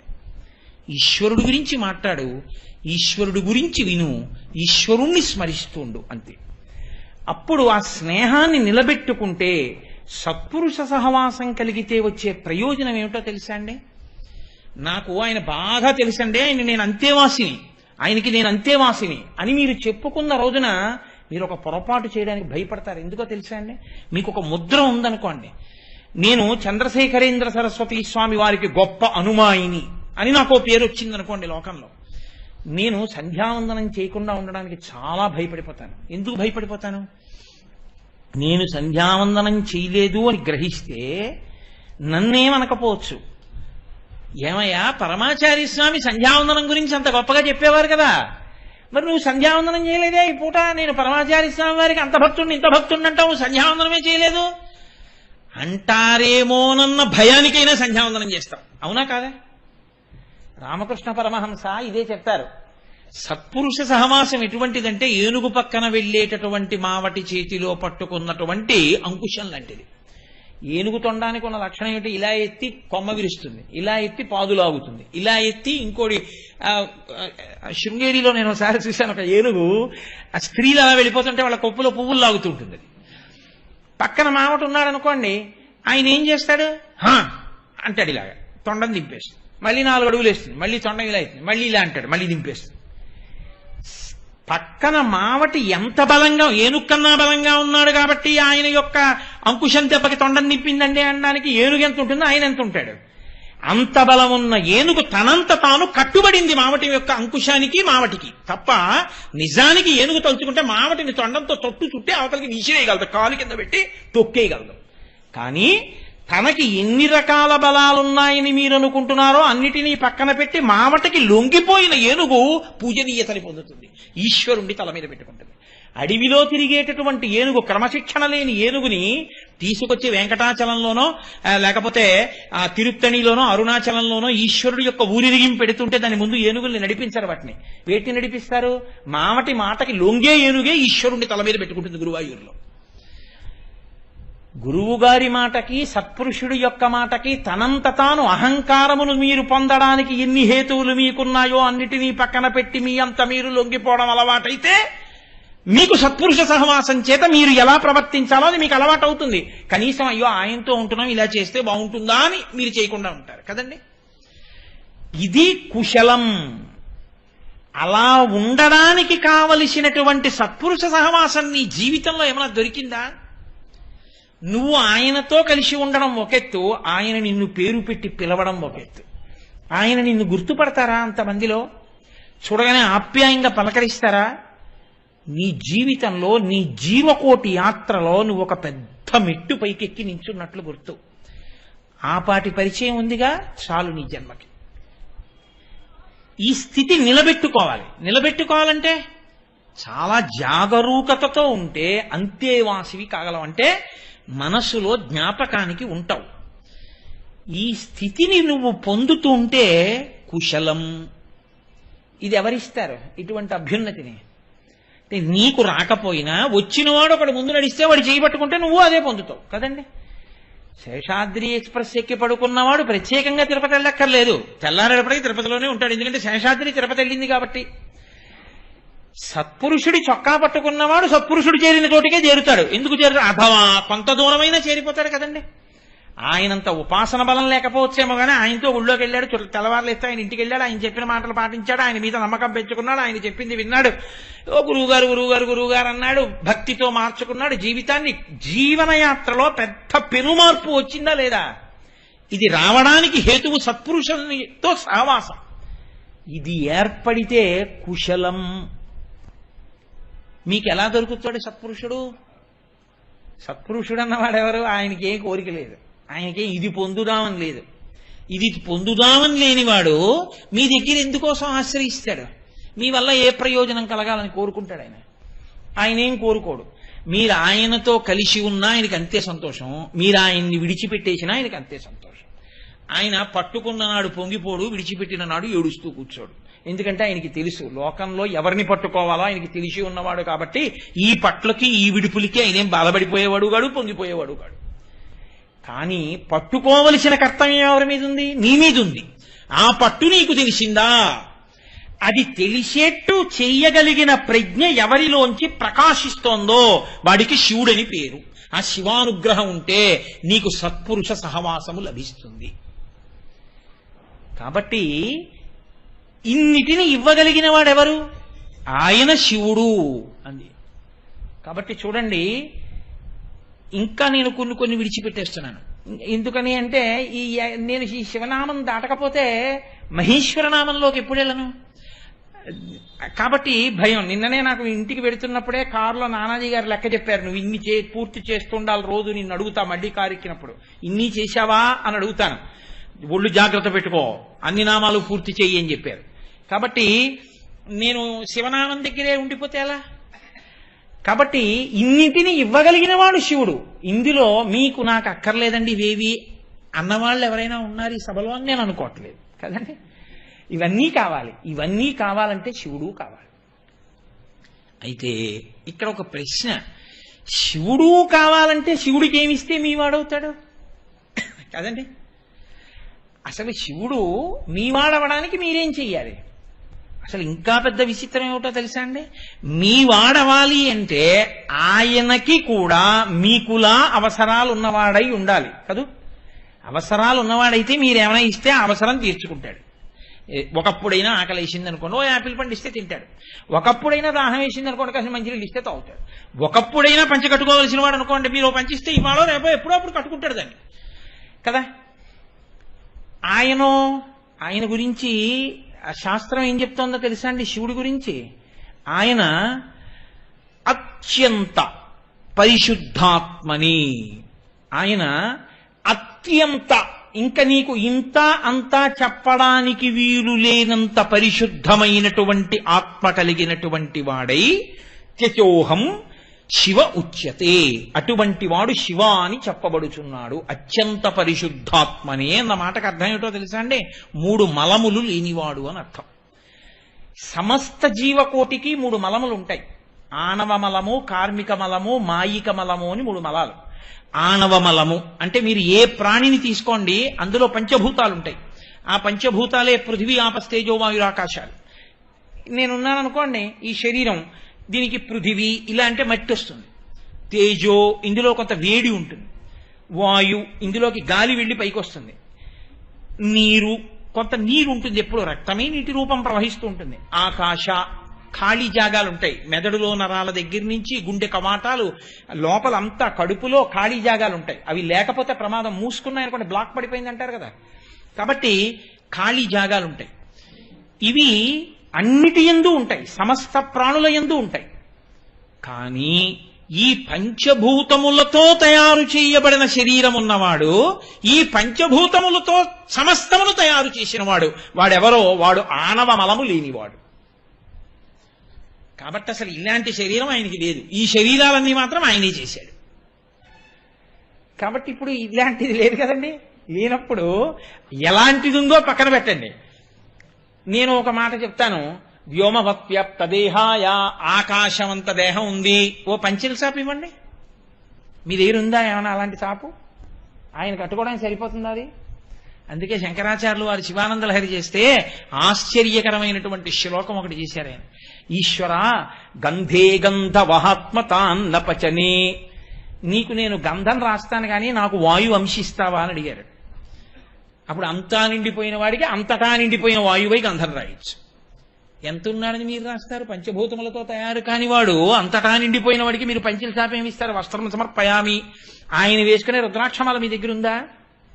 ఆభరణం సమర్పయామి. ఆయన నాగాన్ని వేసుకుంటాడు, మీరు తెచ్చేస్తారా పావుని? ఆయన ఒంటికి అలదగలిగినంత విభూతి మీ దగ్గర ఉందా? ఏమిస్తానని మీరంటారు ఆణవమలం లేని వాడికి?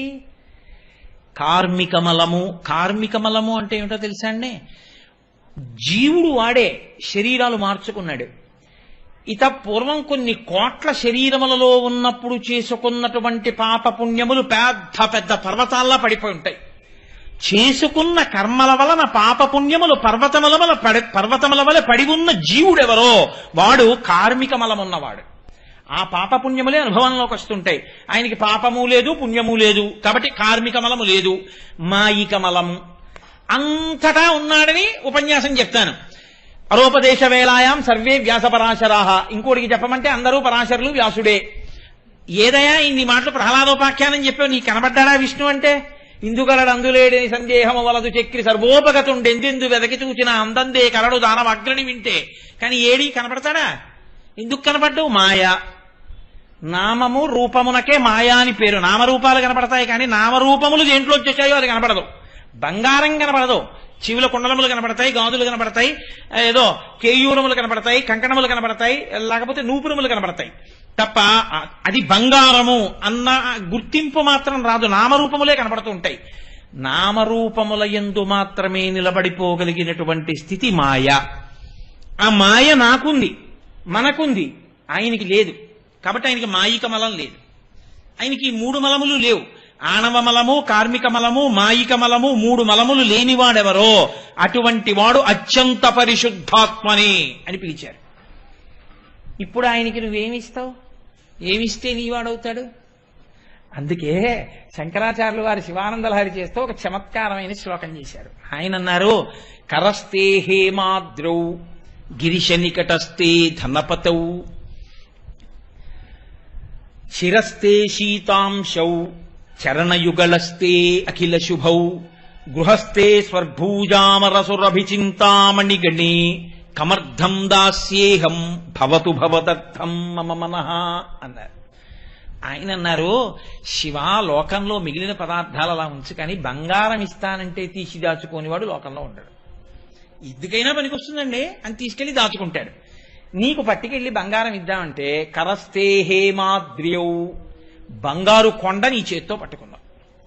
కాబట్టి ఇంక నీకు బంగారం ఏమి ఇస్తానంటే నా మొహం ఓ తులం ఉంది, 100 తులాలు ఉండొచ్చు, 200 తులాలు ఉండదు. బంగారు కొండే నా దగ్గర లేదుగా, మేరు పర్వతం ఆయన విల్లు. ఇంకా మీరేమిస్తారు ఆయనకి? పోన్లేవయ్యా, ఎంత బంగారం ఉన్నా అర్ధరాత్రి అవసరం వస్తే పట్టుకెళ్లి బంగారం ముక్క కొట్టి అమ్ముకుని డబ్బు తెచ్చుకోవాలిగా, అందుకని 4 రూపాయలు ఇస్తా అంటావేమో. గిరీశ నికటస్తే ధనపతౌ, రూపాయలు కాదు, నవనిధులకు అధిపతి అయిన కుబేరుడు ఆయన పక్కన ఇలా చేయి కట్టుకుని అప్పటి నుంచి ఇప్పటి వరకు అలాగే నించున్నాడు. ఎప్పుడైనా కుబేరా కొంచెం సాయం చేస్తానంటే అంటాడేమోనని ఆయన ఎప్పుడు అడగలేదు. ఇప్పుడు నువ్వు ఇస్తే పుచ్చుకుంటాడా? నీకు ఇచ్చేవాడే తప్ప ఆయన పుచ్చుకునేవాడు కాడు. ఆయనకి నువ్వేమిస్తావు? గిరీశ నికటస్తే ధనపతౌ శిరస్తే శీతాంశౌ, ఎవరికి చంద్రవంక ఉందో వాడు మోక్షం ఇస్తాడు. కాబట్టి నీకు మోక్షం ఇస్తానంటావా? ఆయనే మోక్షం ఇచ్చేవాడన్నానికి గుర్తు ఆయన చంద్రరేఖని ధరించి ఉన్నాడు. చంద్రోద్భాసితే కరే స్వరహరే గంగాధరే శంకరే సర్పైర్భూషిత కంఠకర్ణ వివరే నేత్రోద్ధ వైశ్వానరే దంతిత్వకృత సుందరాం వరదరే త్రైలోక్య సారే హరే మోక్షార్థం కురు చిత్తవృత్తి మమలాం అంతయిస్తు కింకర్మభిః అని శంకరులు స్తోత్రం చేశారు. అటువంటి చంద్రరేఖ తల మీద ఉన్నవాడు మోక్షమును నీకిస్తాడు. నువ్వు ఆయనకేమిస్తావు? ఆయనకి ఇవ్వడానికి నీ దగ్గర ఏం లేదు. నువ్వు ఆయనకి ఇవ్వలేవు. మోక్ష సుఖమునే ఇవ్వగలిగిన వాడు కామకోటి.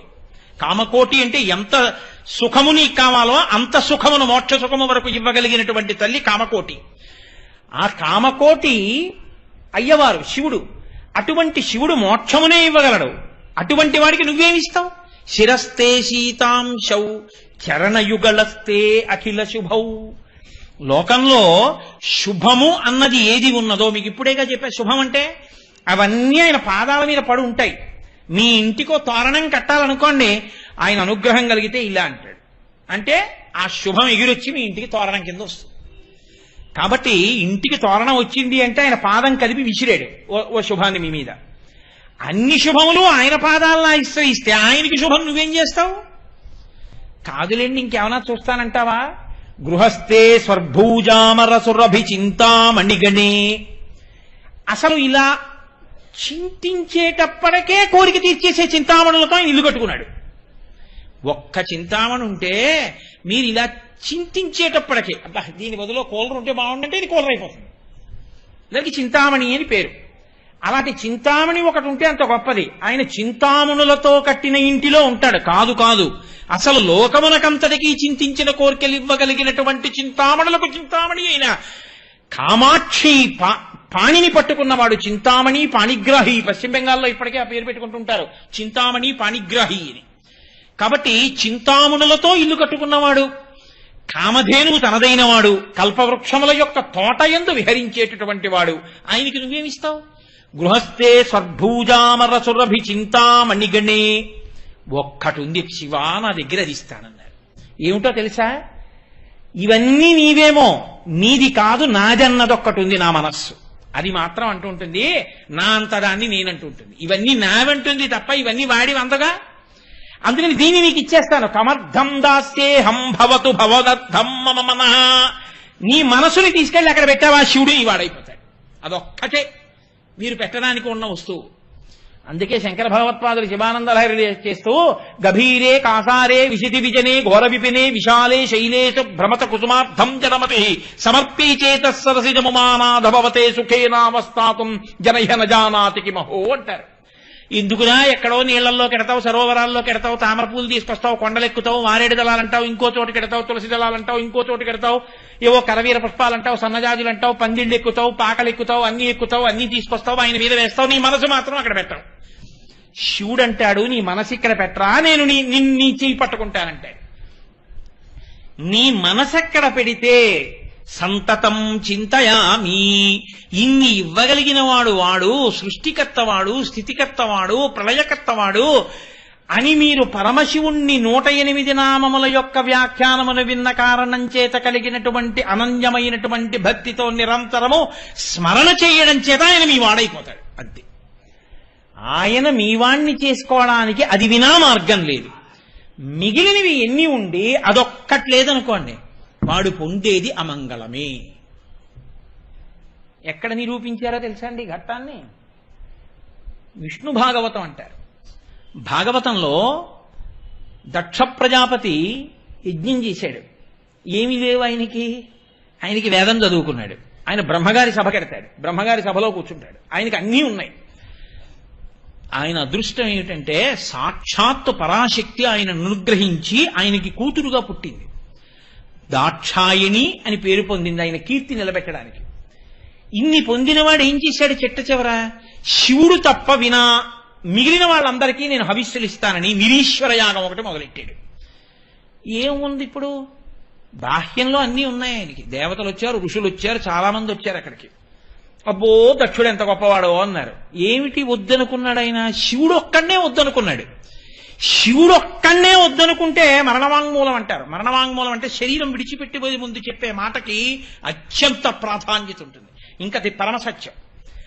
అమ్మవారు లోకానికంతటికీ ఒక సత్యాన్ని చెప్పి ఎప్పుడు ఎవ్వరూ పాడవకుండా చేయడం కోసం ఒక వాంగ్మూలం ఇచ్చింది భాగవతంలో. భవో నహోద్వేష్టి శివం శివేతరహ అంది. శివుడు అక్కర్లేదని మిగిలినవన్నీ పట్టుకున్న నీకు శివం ఎక్కడి నుంచి వస్తుంది అని అడిగింది. శివం అంటే నేను ఇందాక చెప్పినవన్నీ ఎక్కడి నుంచి వస్తాయిరా ఓరి పిచ్చాడా, ఎందుకు నీకు శివుడంటే కోపం?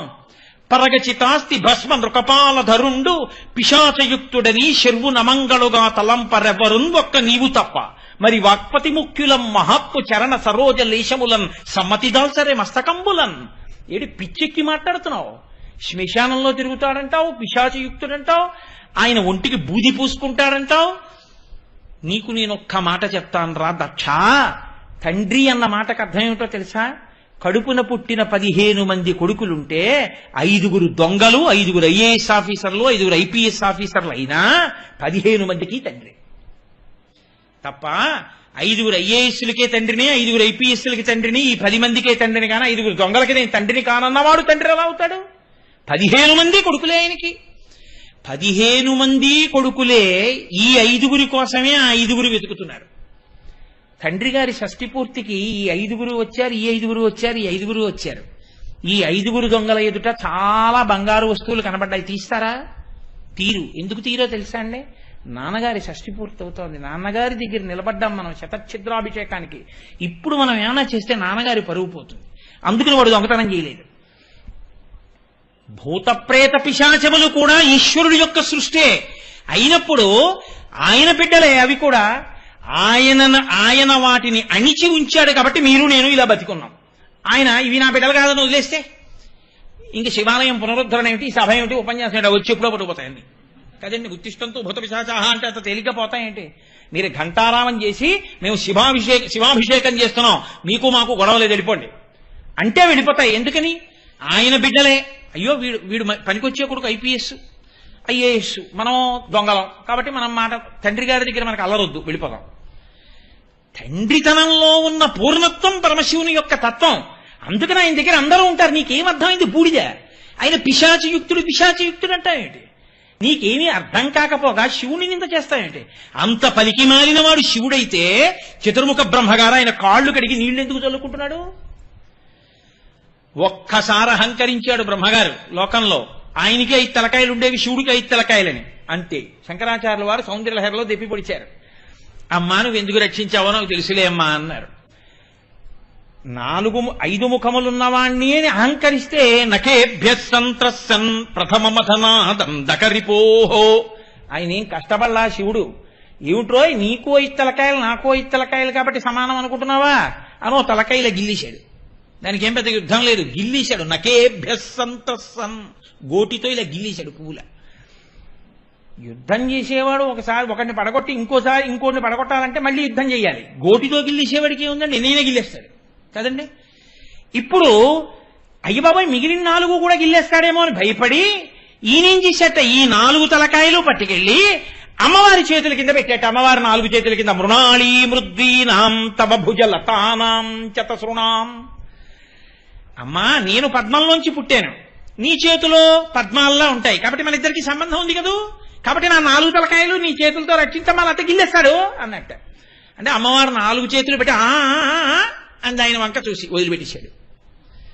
కాబట్టి శివ మీకు బిడ్డలు కాని వారెవరు? రక్షించినా మీరే, కొట్టినా మీరే. దక్షయజ్ఞంలో తప్పు చేసిన వాళ్ళని శిక్షించిన శివుడే.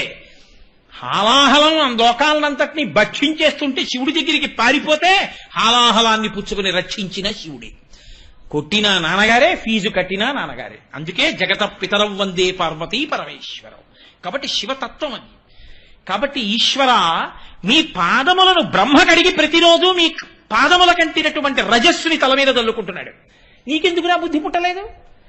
భవో నహోద్వేష్టి శివం శివేతరహ ఆవిడ తీర్పిచ్చింది వాంగ్మూలంలో.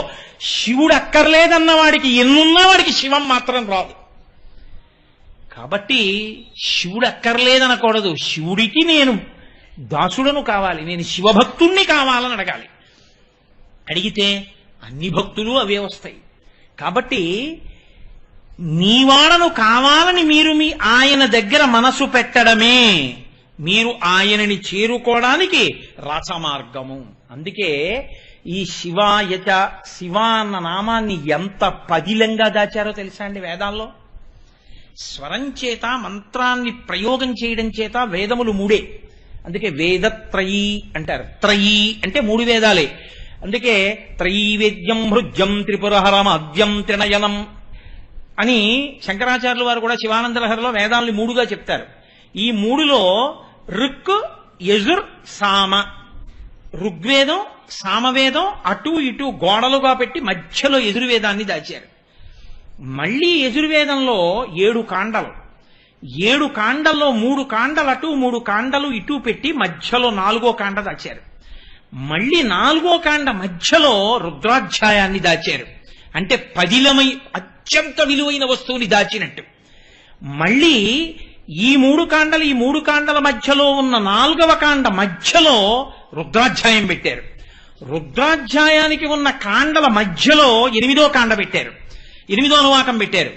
మళ్ళీ 8వ అనువాకానికి చిట్ట చివరిలోకి తీసుకెళ్లి శివ మంత్రాన్ని, శివనామాన్ని అక్కడ దాచారు.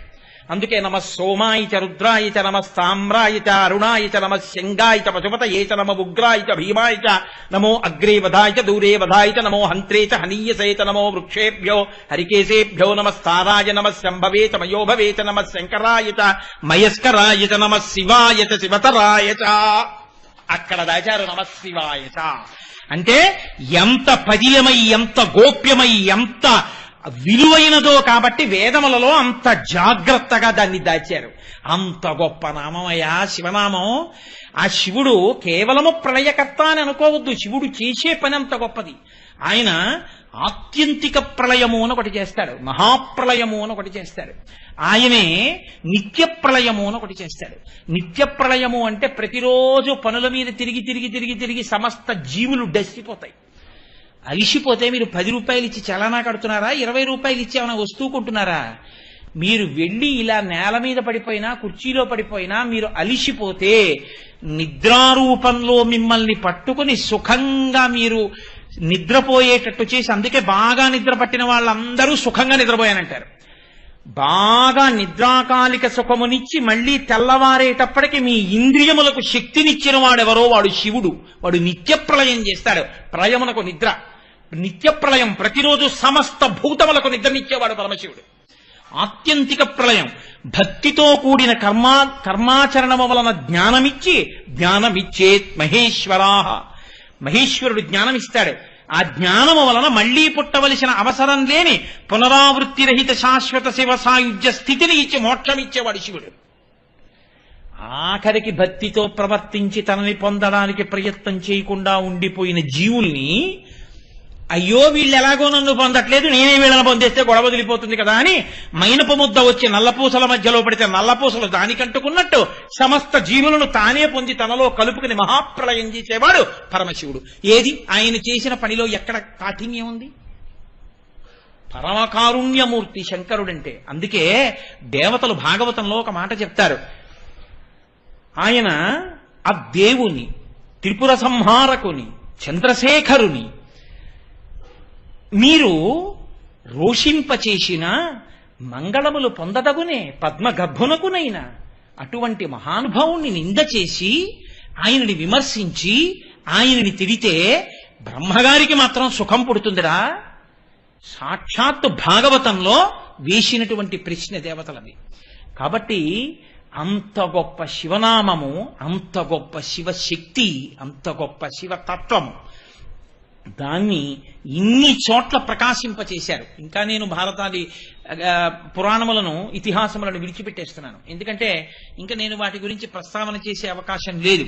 కనీసం ఇంకా ఎలాగో మిగిలిన 3 ప్రయత్నం కూడా అనవసరం. ఒక నామంతో ఇవాళ సరిపెట్టేసుకోవాలని నిర్ణయానికి వచ్చేసాను.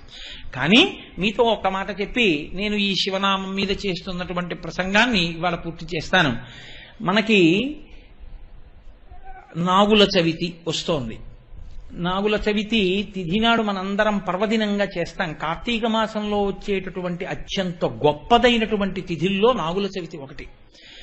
నాగుల చవితి మీరు చూడండి, ఎవరిని పూజ చేస్తాం? పుట్టలో ఉన్న పావుని పూజ చేస్తాం. మీరు కొంచెం జాగ్రత్తగా గమనించండి. మీకు తేలిగ్గా అర్థం అవడానికి నేను ఎక్కువ సమయం అవసరం లేని రీతిలో ఆవిష్కరించే ప్రయత్నం చేస్తున్నాను. నాగము అందరికీ ఆభరణం, దేవతలకి. వినాయకుడు పొట్టకి చుట్టుకుంటాడు. సుబ్రహ్మణ్యుడు సరే పైకి లేచినటువంటి పడగలతో ఉన్న జంటనాగుల రూపంలో ఉంటాడు. శివుడు నాగాభరణుడు. సాక్షాత్ శ్రీ మహావిష్ణువు శేషశయనుడు. ఆయన నాగం మీద నిద్రపోతూ ఉంటారు, పడుకుని ఉంటారు. నిద్రపోతూ ఉంటారు అంటే లోకంలో ఒక విషయం ఒకటి ఉంది. విష్ణువు నిద్రపోతారు ఆషాఢ మాసంలో, ఆయన మళ్ళీ ఏదో కొన్నాళ్ళు పోయిన తర్వాత ఉద్ధాన ఏకాదశి నిద్రలేస్తారని. ఆయన నిద్రపోయే నిద్ర మనం నిద్రపోయే నిద్ర లాంటి నిద్ర అనుకోకండి. శ్రీ మహావిష్ణువే నిద్రపోతే లోకాలను రక్షించేవాడు ఎవరండి? ఆయన నిద్ర తామసిక నిద్ర కాదు. నిద్రాముద్రాం నిఖిల జగతి రక్షణే జాగరూకం. ఆయన ఈ కన్నులు మూసి లోకన్నుతో ఎవడు భక్తితో ఉపాసన చేస్తున్నాడో దక్షిణాయనంలో గమనిస్తూ ఉంటాడు మనసుల్ని.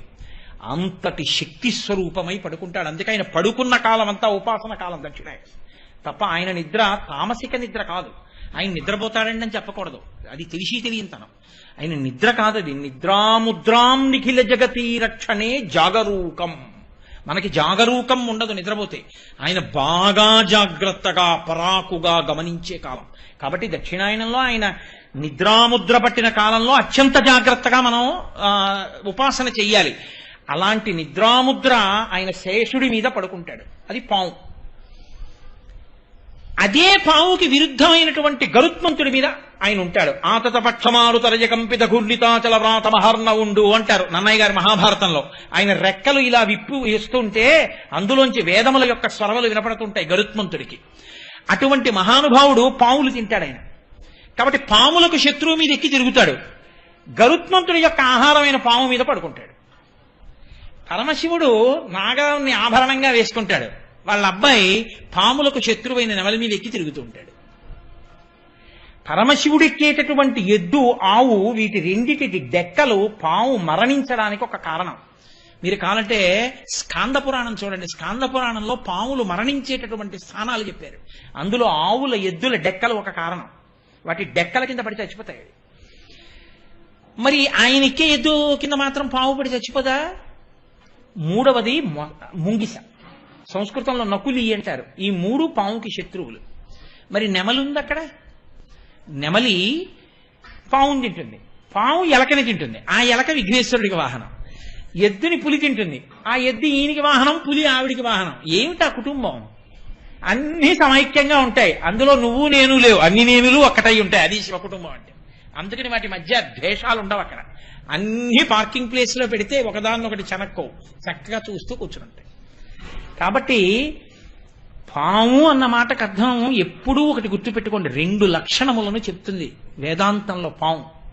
ఒక పాము మీలో ఉండేటటువంటి తేజస్సుని హరించేస్తుంది. అది ఈశ్వరుడు లోపల తయారు చేసేటటువంటి శక్తిని తేజస్సుని కామప్రచోదనం చేయించి లోపల ఉన్న తేజస్సుని అధోముఖంగా కింద పడిపోయేటట్టు చేస్తుంది. దానివల్ల ప్రాణశక్తి తేజస్సు క్షీణిస్తాయి. దాన్ని చెడ్డపాము అని పిలుస్తాం. అదే శక్తి పైకి జాగృతమై ఊర్ధ్వరేతస్కుడై ఆ తేజస్సుని అనుష్ఠానానికి వాడుకున్న వాళ్ళు ఈశ్వర పథంలో ప్రయాణిస్తారు. అపారమైన జ్ఞాపక శక్తితో దీర్ఘాయుష్మంతులై ఆసన శుద్ధి కలిగి ఎంతసేపైనా కూర్చుని ఈశ్వరోపాసన చేస్తారు. ఆ శక్తి కలిగి ఉండడానికి కారణం కూడా తేజస్సుని నిలబెట్టుకోవడం. అది మంచి పాము అని పిలుస్తారు. ఈశ్వరుడికి ఆభరణంగా ఉంటే మంచి పాము. ఈశ్వరుడి చేత చెనకబడుతోంది అంటే నీ తేజస్సు క్షయమైపోవడం. తేజస్సు క్షయమైపోకుండా చూసుకోగలిగిన బుద్ధి ప్రచోదనం లోపల జరగాలి. దాని కొరకు ఈశ్వరుణ్ణి చేరుతాడు. అందుకే పైకి లేచినటువంటి జంట పాముల్ని పూజ చేస్తాం. అంతేగాని నేల మీద పడుకున్న పాముల్లా ఉండవవి. పైకి లేచి ఉంటాయంటే ఊర్ధ్వరేతస్కమైనటువంటి తేజస్సు, అది పూజనీయమవుతుంది. అది సుబ్రహ్మణ్య స్వరూపం అవుతుంది. ఇప్పుడు నేను అంత లోపలికి దాని వ్యాఖ్యానం చేయడం కుదరదు. అలాగే సుబ్రహ్మణ్య స్వరూపమైనటువంటి పాము తేజస్సుకి సంబంధించింది కాబట్టి అది వంశాభివృద్ధికి పనికి రావాలి. వంశాభివృద్ధికి పనికి రాకుండా సంతానము పొందలేకపోతున్నాడు అంటే ఎక్కడో ఈశ్వరానుగ్రహ లోపముందని గుర్తు. ఈశ్వరానుగ్రహం లోపించి సంతానం కలగకపోతే నాగదోషం ఉంది అంటుంటారు. అందుకే సుబ్రహ్మణ్యుడికున్న నామాలలో వంశవృద్ధి కారకాయ నమః ఒక నామం. కాబట్టి నాగమును పూజ చేస్తాం.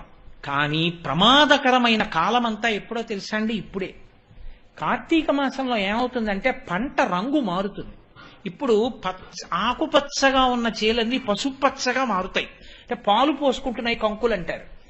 ఈ సమయంలో రైతు ఏం చేస్తాడంటే తన గుండెల వరకో కడుపు వరకో పెరిగిపోయినటువంటి పొలానికి మధ్యలో ఉన్న సన్నని కాలిబాట మీద నడుస్తూ కిందకి చూడడం, పైకే చూస్తూ మొక్కలన్నిటి మీద మందు చల్లుతాడు.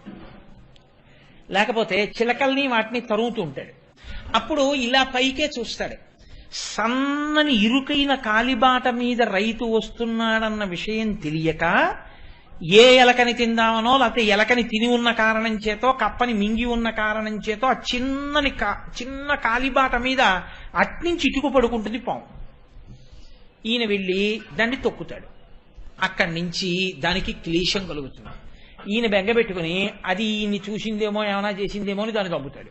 చంపిన దగ్గర నుంచి బెంగెట్టుకుంటాడు. అయ్యో నేను ఆ పావును చంపాను, అంత పెద్ద పావును చంపాను, ఏమవుతుందో ఏమవుతుందో ఏమవుతుందో అంటుంటాడు.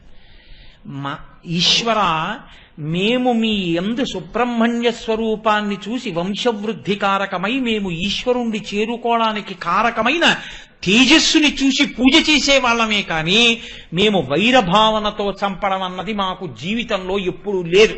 మాకు సనాతన ధర్మంలో వేదం అలా చెప్పలేదు. మీ యందు మేము ఈశ్వరుణ్ణే చూసి పూజ చేస్తాం.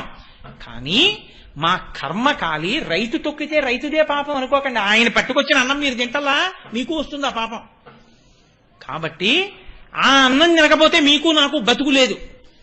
కానీ మీకోసం నా కోసం ఆయన తొక్కుతున్నాడు, ఆయన కొడుతున్నాడు. ఈ పాప నివారణ చేసుకోవడానికి కార్తీక మాసంలో ప్రత్యేకించి నాగుల చవితి నాడు పాప నివారణ కొరకు పుట్ట దగ్గరికి, అది ఉండే స్థానం దగ్గరికి మనం పెడతాం.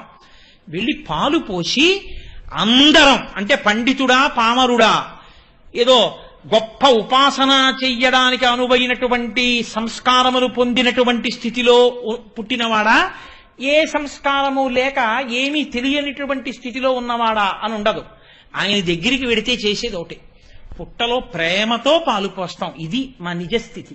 మాకు మీ యందు ప్రేమ భక్తి, మేము చెనకడం మా ఉద్దేశ్యం కాదు. కాబట్టి నన్నేలు నా గన్న నన్నేలు తండ్రి, అక్కడికి వెళ్ళి దానికి పెద్ద సంస్కృత శ్లోకాలు పెద్ద హడావిడి ఉండవు. అక్కడికి వెళ్ళి పాలు పోసి అందరూ ఒక్కటే మాట చెప్తారు, నన్నేలు నా గన్న నన్నేదు తండ్రి, నేను పుట్టిన కులము నా ఇంటి వారు, ఆప్తమిత్రులకు వారు అందరైన వారు, చల్లగా చూడయ్య నా గన్న తండ్రి, పడగ తొక్కినచో పగవాడనుకోకు, నడుము తొక్కినచో నా వాడనుకో, తోక తొక్కినచో తొలగిపో తండ్రి, ఈ నూకలు పుచ్చుకొని మూకలను మాకిమ్ము, పిల్లల మూకలను మాకిమ్ము అని అడుగుతారు. ఎందుకంటే గృహస్థు సంతానాన్ని కదా కోరాలి, సంతానాభివృద్ధిని కోరుకోవాలి. ఆయన చేసిన దోషం వల్ల వచ్చినటువంటి అన్నాన్ని మేము తిన్నాం. ఆ అన్నములో పైకి ఉడికినది వీర్యమైంది. ఆ పైన ఉడికిన అన్నాన్ని తిని పురుషుడు వీర్యాన్ని పొందాడు. ఆ వీర్యము స్ఖలనమై భార్య యందు ప్రవేశించి సంతానకారకమవుతోంది. ఈశ్వర, తద్దోషము నన్ను కట్టి కుడుపకుండుగాక. ఆయన కూడా కావాలని చేసినవాడు కాదు. మాకు అన్నం పెట్టడం కోసం ఆయన ఆరుగాలము శ్రమించి తప్పక సన్నని కాలిబాటలో నడిచి తొక్కాడు. కాబట్టి పడగ తొక్కాడని పగవాడనుకోవద్దు, నడుము తొక్కాడు కాబట్టి నీవాడనుకో. నడుము తొక్కినచో నా వాడనుకో, తోక తొక్కినచో తొలగిపో తండ్రి. ఒకవేళ తోక తొక్కితే బుస్సని లేవద్దు, తొలగిపో. ఆ దోషాన్ని అక్కడతో విడిచిపెట్టేసి ఈ నూకలు పుచ్చుకో, మూకలు మాకి, పిల్లల మూకలు మాకి, బంధువుల మూకలు మాకి, మా మీద కోపం పెట్టుకోకు. మేము ఈశ్వరుణ్ణి పొందగలిగిన తేజస్సు మాలో నిలబెట్టు, మా బుద్ధులను అలా ప్రచోదనం చెయ్యి అని సమస్త ప్రాణికోటి యందు ఈశ్వరుణ్ణి చూసి ఆరాధన చేయడమే తప్ప విగ్రహాలకు ఆరాధన కాదు.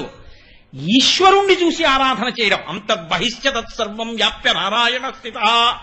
మేము అన్నం తినేటప్పుడు ఏ ప్రాణికి చిన్న కష్టం కలిగినా మేము తట్టుకోలేని ఉదార హృదయం, సున్నిత హృదయం, వేదం మమ్మల్ని అలా సంస్కరించిందని మనుష్య జన్మ యొక్క సార్థకతని ఆవిష్కరించుకోవడం నాగుల చవితి నాడు ప్రతివారు చేసేటటువంటి కర్తవ్యం. కాబట్టి చక్కగా ఆ కోణంలో మీ దగ్గర లేకపోతే నేను రేపు నాగబాబు గారికి ఇది రాసి పట్టుకొచ్చి ఇస్తాను, ఇక్కడ ఒక బోర్డు మీద రాస్తారు. మీ దగ్గర లేకపోతే అలా చదివితే సంస్కృతం లేదు కదండి అని మీరు అనుకోక్కర్లేదు.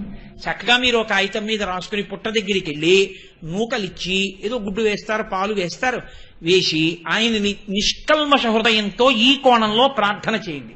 మీ తేజస్సు ఈశ్వరుల్లో కలవడానికి హేతు అవుతుంది, మీ వంశం అవిచ్ఛిన్నంగా పరంపరాగతంగా కొనసాగడానికి హేతు అవుతుంది. అలా నాగదేవతని పూజించే రోజు నాగుల చవితి.